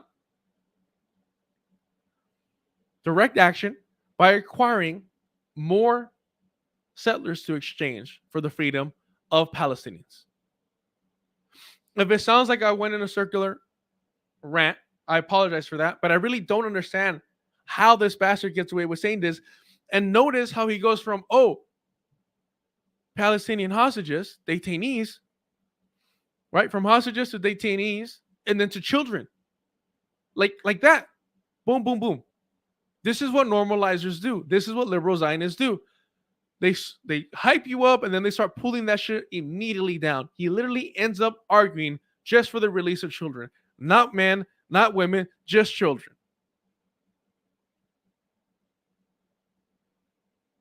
Watch. It is 38-40, so we're going to go 38-21. Let's go. Palestinians. I do not support, Do you support the release of terrorists. of Palestinian children? You see? Do you support the release of Palestinian children? Why pull back that far? What's wrong with demanding that he support the release of Palestinian men? What prevents you from saying, do you support the release of Palestinian women? You have to go all the way down to children to do what exactly? You could argue, you could say, oh, no, you're missing the point. He went down to children to highlight that not even children will this Elon Levy Zionist bastard accept. He won't even accept children. And what I'm arguing is when you do that, what you're doing is delegitimizing the worth, the value of Palestinian life. Because the Zionists, even though they're killing their own settlers that are being held captive, even though they're killing them themselves, they still say, release all the hostages. They're not just saying the women. They're not just saying the children. They're saying release all hostages. So why the fuck would you, claiming to be supporting Palestinians, grovel beneath the standard of the Zionists and say, oh, what about the children? What about the children? No, all of them. If you're advocating for Palestinians, it's all Palestinians.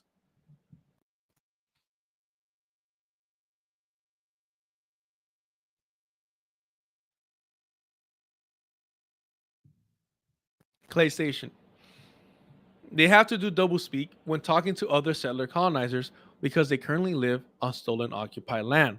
That's usually they do that too, so they don't get called out on their own bullshit. Just found out Mehdi Hasan is a naturalized American citizen. Oh, he has dual citizenship, baby. He has dual citizenship. He mentions this in this debate. Noise Core Mafia, the way he gives in to that Zion Nazi lunatic is wild. I would be absolutely thorough being in the same room as a man like that colonizer sack of shit. Absolutely. He shook his fucking hand, bro. He shook his hand, homie. My bad. All right.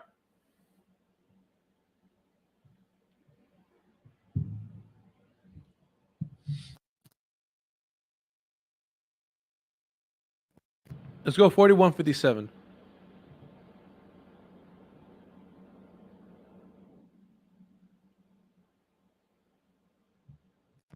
20 seconds because we're just curious.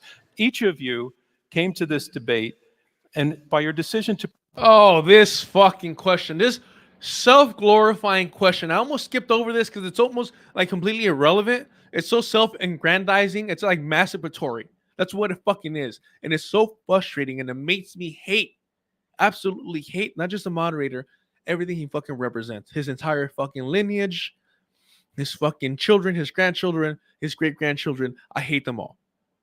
I hate them fucking all for this just self-aggrandizing question here. Hear this out. This is why I hate fucking centrists. Hear this shit out. The fucking high and mighty bullshit. It's disgusting. It's vile. Participate. We saw on social media that both of you were attacked by members of your own camp for being even on the stage with somebody who's holding the opposing view. But you showed up anyway. Ilan, why did you show up? Fucking claps from the crowd. Oh, you showed up. Oh, yeah, you're advocating. I mean, this motherfucker's getting paid by Israel itself. And Mehdi Hasan's cashing in because he's pushing forward fucking Zateo. Yeah, I wonder why they fucking showed up. 15 seconds. Because Iran, the Palestinian nationalists, and their allies are. Shut the fuck up. Let's hear Mehdi's dumbass response. It should literally, Mehdi's response should be, I just started Zateo. Please subscribe. I am here to push Zateo. We're going to also post this on Zateo. Please subscribe. That's, if he's fucking honest. If he's honest, that's what he would say. And of course it's not.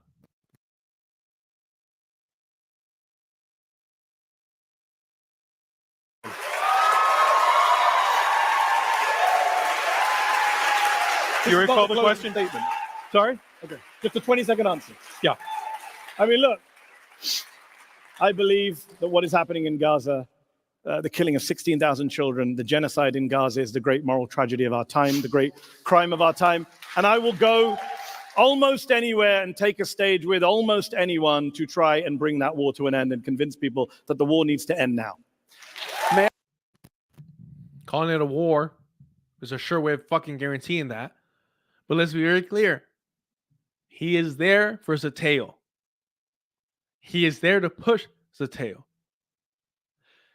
I guarantee you that when he agreed to this debate, that he made sure, hey, I want to be able to post this on Zateo's YouTube channel.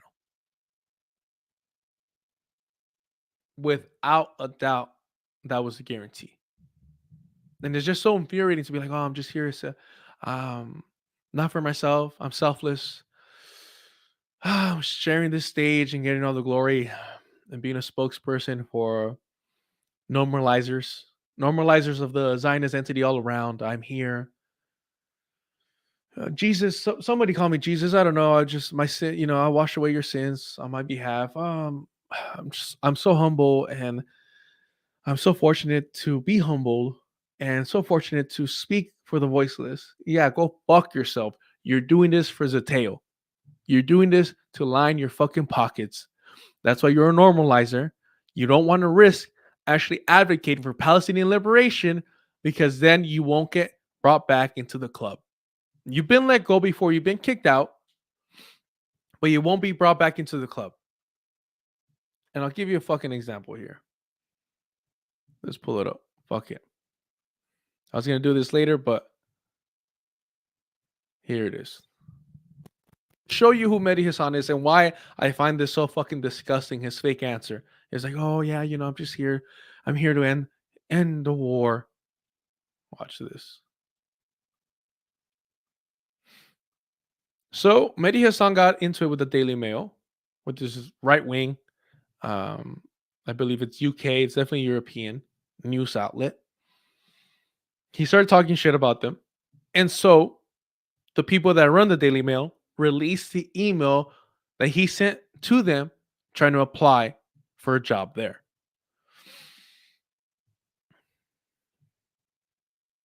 And here, I don't know this individual. They were the only person that I saw have the image like this, which is very convenient to read. But they state, here is Mehdi Hasan offering to sell his left position to the Daily Mail, to pretend to be left and sell right-wing talking points from a left perspective. Mehdi is a paid propagandist. This is from the email leaked by the Daily Mail. And we'll just read a little bit of it. Dear Mr. Dars, or Dockery, who knows? My name is Mehdi Hasan, and I'm the New Statesman senior political editor. My good friend Peter Orban suggested I drop you a line, as I'm very keen to write for the Daily Mail. Although I am on the left of the political spectrum and disagree with the Mail's editorial line on a range of issues, I've always admired the paper's passion, rigor, boldness, and of course, news values. I believe the Mail has a vitally important role to play in the national debate, and I admire your relentless focus on the need for integrity and morality in public life, and your outspoken defense of faith and Christian culture in the face of attacks from militant atheists and secularists. I also believe, as does Peter, that I could be a fresh and passionate, not to mention polemical and contrarian voice on the comment and feature pages of your award-winning newspaper. For the record, I am not a labor tribalist and am often ultra critical of the left, especially on social and moral issues, where my fellow leftists and liberals have lost touch with their own traditions and with the great British public. In my column in this week's issue of the New Statesman, for example, I offered a critique of the 5 Labor leadership candidates and their various inadequacies, accusing them all of lacking what George Bush Sr. once called the vision thing. Wow, when you're quoting George Bush Sr. I could therefore write pieces for the Mail critical of labor and the left. Once again, I could therefore write pieces for the Mail critical of labor and the left from inside labor and the left as a senior political editor at the New Statesman. I am also attracted by the Mail's social conservatism on issues like marriage, the family, abortion, and teenage pregnancies. Ugh. Ugh. Any grown-ass man that just randomly brings up teenage pregnancies is a fucking creep. I'd like to write a piece for the Mail making the left-wing case against abortion. Fucking A. Weaponizing your left-wing position. Okay. Or a piece on why marriage should be a labor value. So basically the patriarchy, supporting the patriarchy there, awesome. And not just a conservative one. My own unabashed social conservatism on such issues derives from my Islamic faith, but as a British Muslim, I have also upset some of my more hardline co-religionists in the past by arguing in print for a change in Islam's draconian apostasy laws to allow Muslims to convert to other faiths, like Christianity. Here is a New Statement column I wrote on the subject in April. In addition, I wrote a column last year condemning suicide bombings. Wow, so brave. From an Islamic and moral perspective, in which I also castigated Muslims. In which I also castigated Muslims for failing to unequivocally condemn such acts of terror wherever in the world they occur. So this bastard here, Mehdi Hasan, wanted Muslims, wherever they were in the world, to shout from the rooftops, "We condemn suicide bombings." And you wonder why he was so fucking quick to condemn Palestinian resistance forces.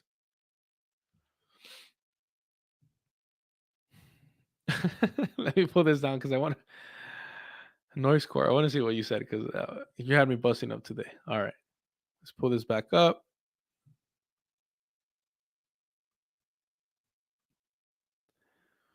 Noise core. The way he gives. Sorry, that's from earlier. All right. Quote, "I'll do anything but support the only people actually fighting fascist colonizers for the liberation of their land and people." Disgustingly accurate. And maybe you know more about the Daily Mail. Maybe you know more about the Daily Mail. I know the Sun has a bad reputation over there, but I only know that because of MMA. So, like, do I really know? Absolutely not. But yeah, he'll be on stage with anybody, he'll work for anybody, but he will not support people actually fighting for their liberation. That's Mehdi Hasan.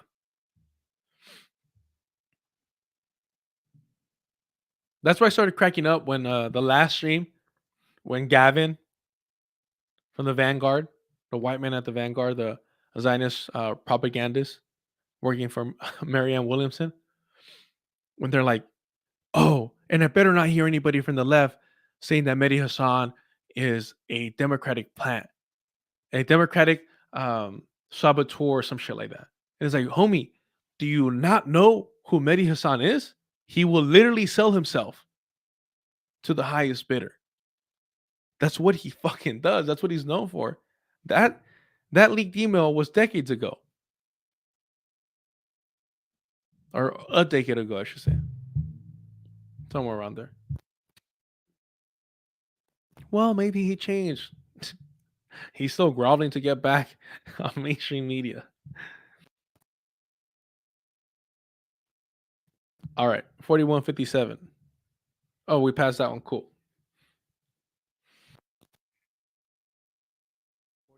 4344. Oh, so just a little bit further. Perfect.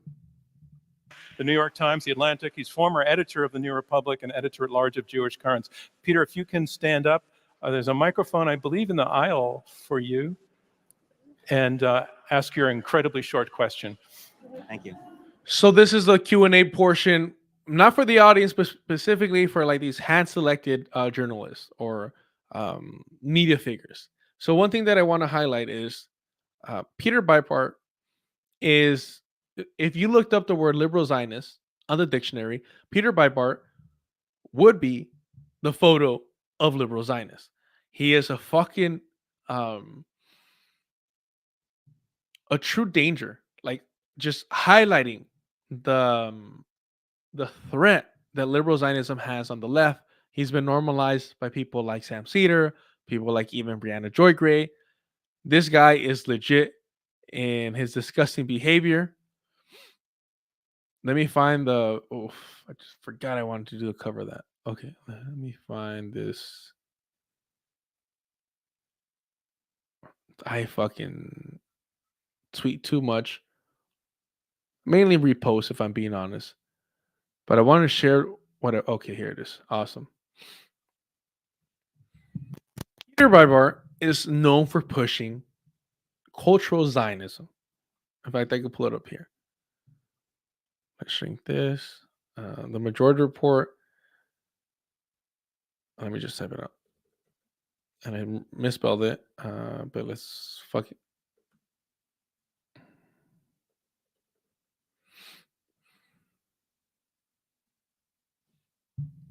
This is Peter Breitbart 3 months ago. Israel and Palestine, the politics of distinction, with Peter Beinart. This is a smaller clip of it, I believe. He's wearing the same shirt. But the whole point of Peter Breitbart is to talk about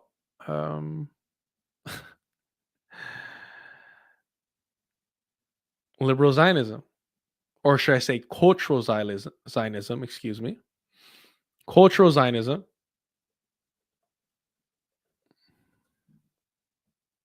See? The crisis of Zionism 5 years ago, the civil war among American Jews, Peter Breitbart. Even on Katie Halper's show, the end of liberal Zionism. Has Zionism failed? But he is a cultural Zionist. Glad to take this offline. Oh, Thank you. we'll find it. We'll find the spot where we left off. Oh, actually, it's kind of around here.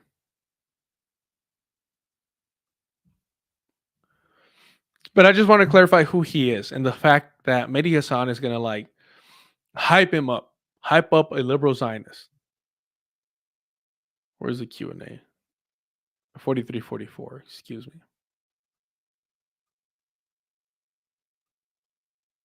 Okay, here he is. He has a long-winded question, but let's hear him out. I believe in the aisle for you. And ask your incredibly short question. Thank you. Elon, you suggested that the goal of the war was to depose Hamas from power.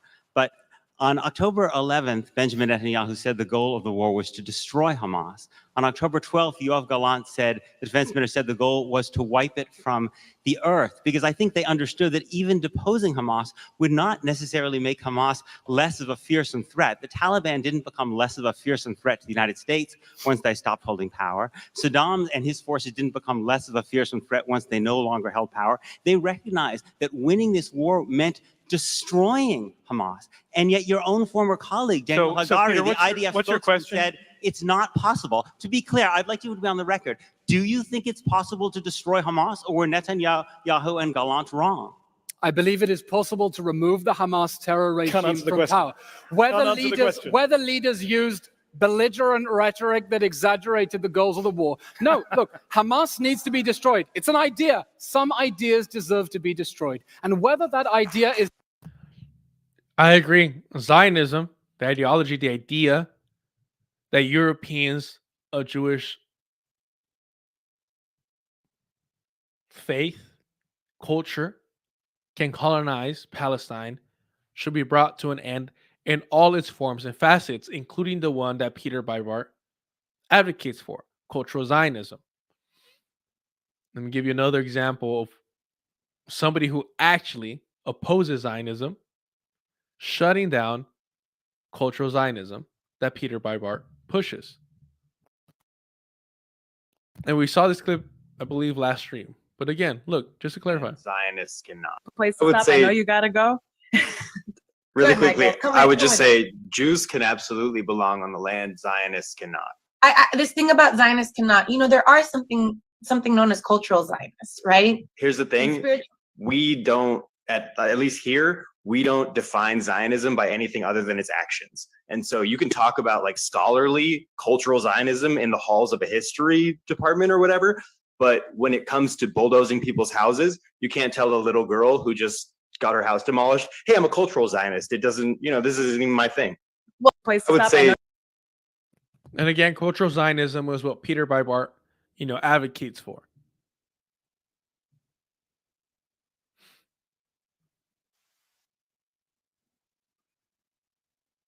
And of course, that's why he's Mehdi Hasan's homie, because he's another liberal Zionist. or not depends on the lessons that the people of Gaza take from this war. Will they conclude that terrorism is a dead end, that their leaders have repeatedly led them into disaster after disaster as part of their forever war against the Jewish state in any borders whatsoever? Or will they take the lesson that, in fact, they were rewarded for the October 7th massacre? That is what is at stake here. And we are trying to convince the people of Gaza terrorism is a dead end. There is no light at the end of that tunnel. Mehdi, you So I'm not just picking on Mehdi Hasan here. I hate liberal Zionists just like I hate Zionists. Here we have Ilan Levy stating terrorism is a dead end. We want to teach Palestinians that terrorism is a dead end. And I just read this article, which perfectly lines us up with all this, to dispel that terrorism doesn't work. Because it worked for the fucking Zionists. From the Cradle by Khalil Harb, a terrorist state through time from Ben Gurion to Netanyahu. And this is actually a short read, so I really recommend anybody checking it out. But what I do want to highlight is right here, watch. We'll just read this, a legacy of terrorism. Let's do it. Why not? The early Zionists who fought alongside the British forces in World War I within what was known as the Jewish Legion, which Jabotinsky co-founded, strongly contributed to the gradual formation of the Zionist state. Many historians believe that in exchange for the services of this legion, these Western Jews were gifted the British Balfour Declaration, which pledged to establish a state establish a state for them in Palestine. Can you see this whole thing? Yeah, okay, cool. Israel is therefore a product of an illegitimate marriage between a colonial power in decline and an emerging occupying power. It is natural for the illegitimate quote-unquote bad boy born from this dubious marriage to bear many of the characteristics of the colonists, occupiers, thugs, and terror gangs. Take, for example, an incident that took place before the establishment of the occupation state. In July 1938, the Irgun terror gang detonated 2 car bombs in the Haifa market, martyring and injuring 70 Palestinians. The Irgun's violent reach extended beyond Palestine, as in 1946 when Jewish terrorists bombed the British embassy in Rome, frustrated by what they saw as British hesitation to expedite Jewish immigration to Palestine. This attack helped stoke anti-Jewish sentiment in Britain and encourage further Jewish immigration to Palestine, a tactic reminiscent of Zionist plots in Egypt, Iraq, and Syria to target and terrorize Jewish minorities, inciting violence and societal strife that would ultimately force them into fleeing to Palestine. The term Zionist terrorism was common in the official British discourse, including in the rhetoric and correspondence of the Mandate Authority in Palestine. This was especially the case in the 1930s, before World War II, and after the outbreak of the 1936-1939 Great Palestinian Revolt, when the indigenous Arab population rose against the British occupation authorities and the unchecked inflow of foreign Jewish settlers. Take, for example, the Zionist Lehi gang, also known as Stern, that assassinated British Minister Lord Mohsen in Cairo in 1944. The Irgun gang, led by the militant Menachem Begin, another future Israeli prime minister, blew up the King David Hotel in Jerusalem in 1946 when it housed the headquarters of the British Mandate government, killing and wounding about 150 people, including dozens of Britons, Palestinians, and even Jews. After the British exit from Palestine, Zionist terror gangs turned their attention to the United Nations. In September 1948, the Lehi gang assassinated UN mediator Count Folk Bernadotte on accusations of supporting the Arabs. But the primary focus of Zionist terrorists remained the indigenous Arab population of Palestine, who were Muslims, Christians, and Jews. Their violent campaign targeted markets, mosques, public spaces, and entire villages, including horrifying attacks on places like Haifa, Deir Yassin, Tantura, where locals were brutally murdered, raped, and tortured. And yet, the Zionists want you to believe that quote-unquote terrorism by Palestinians isn't going to lead anywhere. But their terrorism, European terrorism, resulted in them getting a state. How fucking convenient.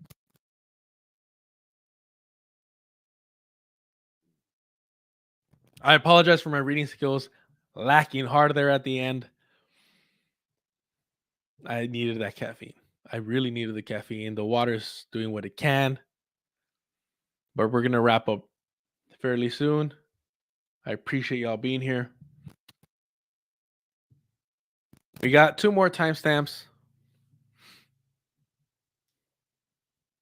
Oh, yeah.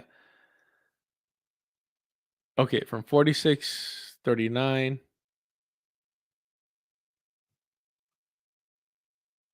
This is brief. In the current circumstances, do you believe that Israel pulling out of Gaza in 2005 was the right decision? Who's that a question to? It's a difficult question. Let me just ask you, Jen, are you pointing that to anybody in particular? Both can answer it, but okay. The question is whether it was the right or wrong decision for the Zionist entity to pull out of Gaza, to stop occupying Gaza. Israel withdrew from the Gaza Strip in 2005 and never wanted to go back. It gave them Gaza. They had the option to turn it into Singapore. They chose to turn it into Mosul.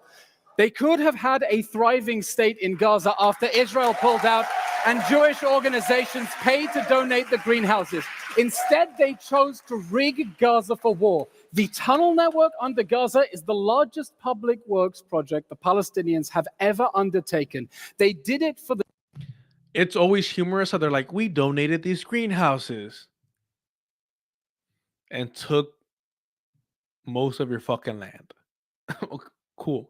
Nice trade. sake of the October 7th. Was it a mistake to pull out? That was the question. I don't know. Okay. A fucking coward's answer. He doesn't know because, and Mehdi Hasan, to his credit, will accurately describe the fact that no, they didn't stop occupying Gaza. They just changed their method of occupation, which is to encircle Gaza and control everything from the outskirts instead of being from within. And they kept, that similar colonial system with the twist in the West Bank. They use compradors in the West Bank, like the Palestinian Authority. No, fair enough. Fair enough. Simple answer is, of course, Israel did not pull out of Gaza, as the ICJ has pointed out just recently. Gaza is occupied territory. Let me put it very simply to you. What Elon doesn't tell you is when they pulled out, they kept control of Gaza's land borders, Not with Egypt. waters. Not with Egypt. Of With course Egypt, we control Israel the and borders. Egypt We're on the other kept side the of land it. borders. Have you noticed? Let I never him should answer without an speak, interruption. That Mehdi's right on this. But the reason that I pulled this up is to demonstrate how inherently biased this moderator is. land borders, the sea waters, the air, and wait for it, and the population registry. If you're born in Gaza, you have to be registered with the Israelis. If you were born in New York and your birth had to be registered with a foreign country, would you say you were occupied or not occupied? Would you say you're a free people or an unfree people? That's a great point, and one that I really haven't heard. The occupation never ended.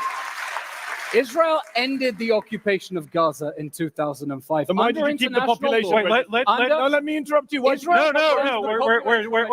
Hold it. We are done with the interruptions. It's just minute, it's my destructive. So you go. The You be population quiet. registry Return, isn't an Russ. interesting question because Israel And just notice how he tells Mehdi Hasan, you be quiet. Hasn't told that. You could watch this. You can watch the entirety of it. Again, not on Zateo.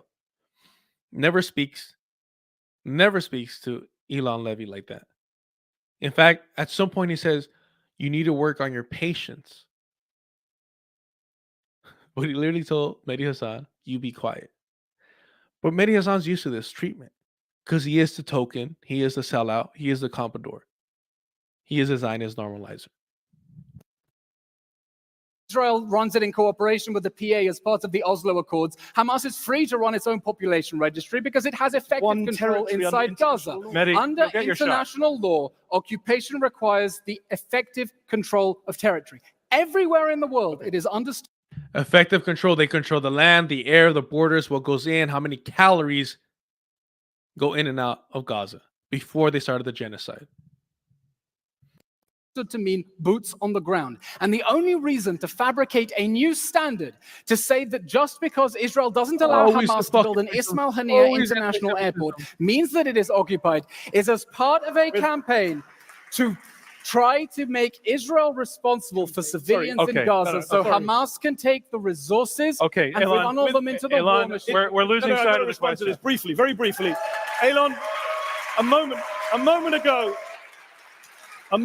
you all heard him proudly quoting the former president of the ICJ. The ICJ literally, the other day, said Gaza is occupied. But Elon and I went to the same university. We did the same degree. He didn't do law. He's not a lawyer. The ICJ says Gaza is occupied. It's over. The debate's over. You've lost that one. No, and you're that's gonna lose not this the one. end.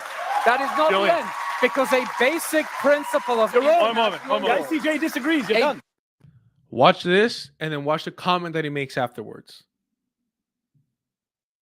basic Jillian, principle. do you feel that your question was answered? Was it a mistake to pull out of Gaza? Because I don't. But we're going to move on. Thank you for Super fucking condescending, trying to make a joke out of it. He had no issue. In fact, he said fair when Elon Levy said, I don't know whether it was a mistake or not to stop occupying Gaza. He said, I don't know. He said fair. The moderator said fair. Mehdi Hasan said, well, they never stopped occupying Gaza. They just changed their method of occupation. Comes up, says, do you feel like your question was answered? No, me neither. Boom. Okay, not a big deal. Maybe not a big deal, but watch what he comments afterwards. For the question. It would be helpful, and I realize you're both very passionate and have a lot to say about this, but it would be helpful, at least at the beginning of your answers, to stick to the questions. I did. I said they didn't pull out because they never pulled out. I mean, Okay. they didn't accept the premise of the All right, fair enough. You Israel question. pulled No, next up. 8,000 Next up. It ripped people out of I their know. homes. I know. He gave them an opportunity. I was there. I witnessed it. He witnessed it, Mehdi. Told them to be quiet. Told them that was the end of it. Elon Levy continues to spew his Zionist propaganda. And what does the moderator say? I know. I was there. I saw it.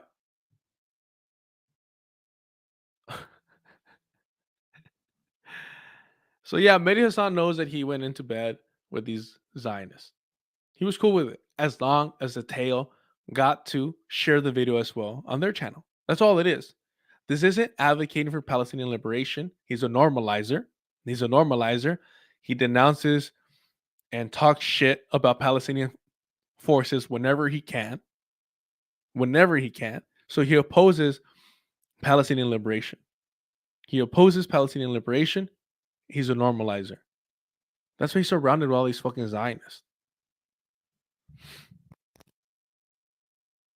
It happened. The part that you're talking about. He se queda callado all the way. Stays quiet. Mehdi Hasan stays quiet.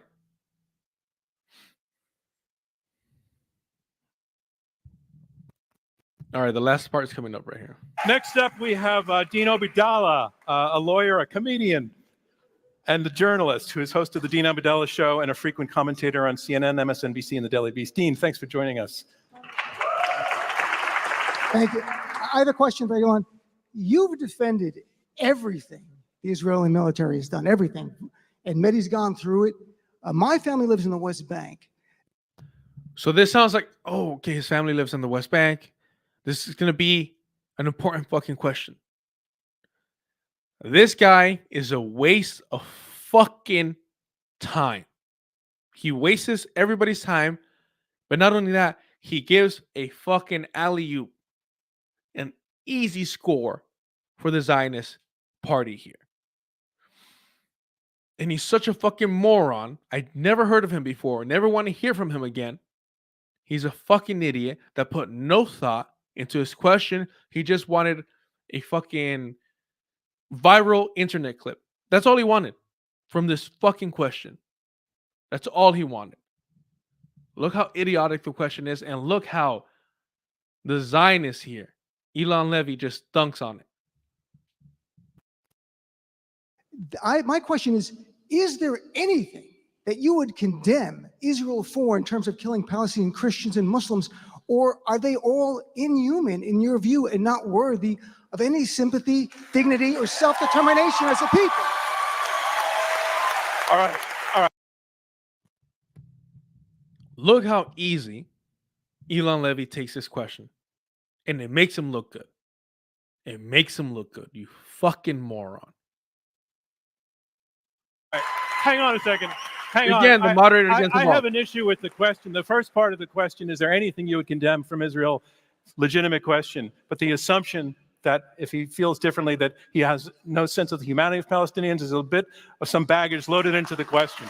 So why don't you take... It's always easy for Zionists to answer this question. Oh, well, do you ever condemn Israel? We've been hearing it now. Someone's like, yeah, of course, I condemn them for doing this random obscure thing. It wasn't their fault. It was a mistake. They had good intentions, but we should be more careful next time we're killing Palestinians en masse. It's easy. It's a stupid-ass fucking question. If you're going to ask them to condemn something, ask a very specific event. Not just broad. Of course, they could think of one thing that the party has agreed. All right, we could use that. Push it out. That'll legitimize us that we're self-criticizing. Fucking self-policing over here. Take the question. Is there anything that Israel is doing that you would condemn? I have gone on TV as a government spokesman when Yeah, the anything. army said that there was a particular mistake and a certain target should not have been hit. We fess up and admit our mistakes because that is what a responsible military should do. You can ask. You see, makes him look fucking legitimate now. Great fucking job. Great fucking job, you moron. Okay. But Israel is fighting an enemy whose use of war crimes is strategic and systematic. They're not investigated on Hamas's end. No one is ever called to account. Its use of war crimes against its own civilians while they hide behind them in their schools and hospitals to fire at us is strategic and systematic. And so I stand by my country as it fights to use proportionate force to dismantle the Hamas. Bro, this guy's almost putting his hand over his heart. And he's able to have this great fucking moment, you know, speaking aesthetically. Great fucking moment because this fucking idiot thought that he could get a quick viral clip by asking such a broad and loaded question that required no thought into forming that question. Army of terror. Because yes, my neighbors are human. Okay. Because hang on. I want a better future. I have an important I have a very important technical program note. Fucking disgusting.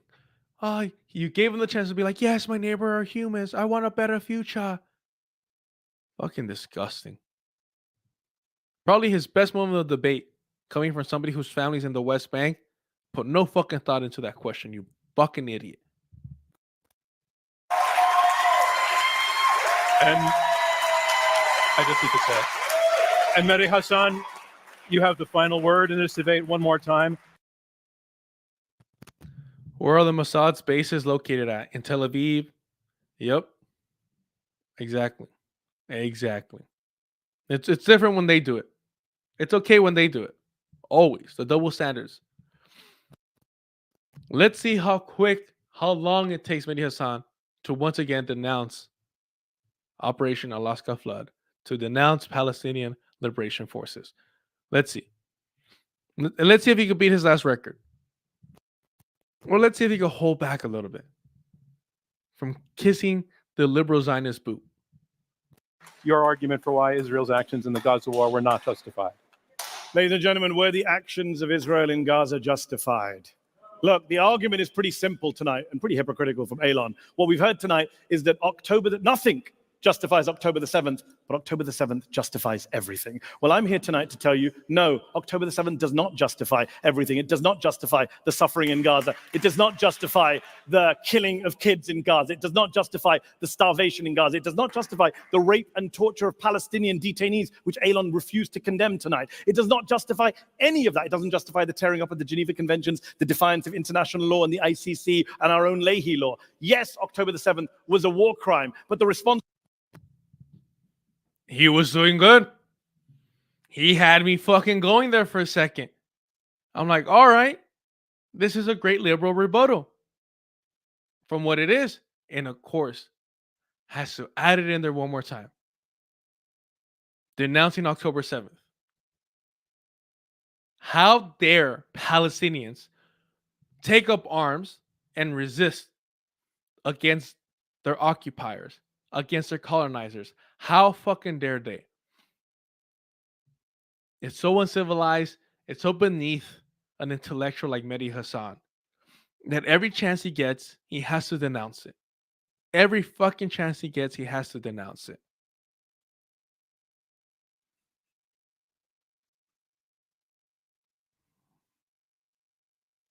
Let's hear it one more time. Here tonight to tell you, no, October the 7th does not justify everything. It does not justify the suffering in Gaza. It does not justify the killing of kids in Gaza. It does not justify the starvation in Gaza. It does not justify the rape and torture of Palestinian detainees, which Elon refused to condemn tonight. It does not justify any of that. It doesn't justify the tearing up of the Geneva Conventions, the defiance of international law and the ICC and our own Leahy law. Yes, October the 7th was a war crime. Let's put on some captions. Oh, there it is. Should we end it there? Look. Where is it at? With Mehdi Hasan saying, yes, October 7th was a war crime. How many of the fucking liberals that are making thousands of dollars from streaming, from taking money from the working class, highlighted the fact that Mehdi Hasan was denouncing legitimate, legal, armed resistance against occupiers, against the colonizers? And fuck the legality aspect of it all, honestly. Fuck the legality aspect of it all. The Haitian Revolution should be the prime example of how decolonization actually works, how it functions. If you're new here, please like and subscribe. I usually got a little bit more energy, but I didn't get my caffeine. El cafecito me faltó. And listen, I always say it here. It's on the description. The very first thing on the description. Do not feed the podcasters. Do not feed the streamers. Do not feed the video essayists. If they're a leftist and they're able-bodied, there's no reason why they should remove themselves from their workforce, become petty bourgeois, selling merch, fucking taking advantage of producers, of other smaller content creators, right? If you're a leftist, you should be in a workplace organizing, radicalizing your coworkers in any way that you can. Do something, get off your ass, organize. Everything to your capacity, but we can always do more. We can always push ourselves to do more. That's our responsibility. This is a fucking burden. Being a leftist is a fucking burden. We don't get the luxury of being spineless, to hide in our comfort the way liberals do, to sell out the way that liberals do. We don't get to be Mehdi Hasan. We don't get to take advantage of the working class like Hasan Piker, who's never struggled a day in his life. We don't get to buy our racist grandfather a van like the Vanguard after lying to your audience. We don't get to cash in after being a failure after decades like Jimmy Dore. All right? We don't get MSNBC contracts like Sam Cedar. We're fucking working class people struggling. Why the fuck would I ask you for money? I enjoy doing this. I hope you enjoyed as well. Please like and subscribe, share. Let me be a thorn on these bastards' side. Let me call them out. Call out their lies. I appreciate y'all being here. Ya estuvo. Buenas noches.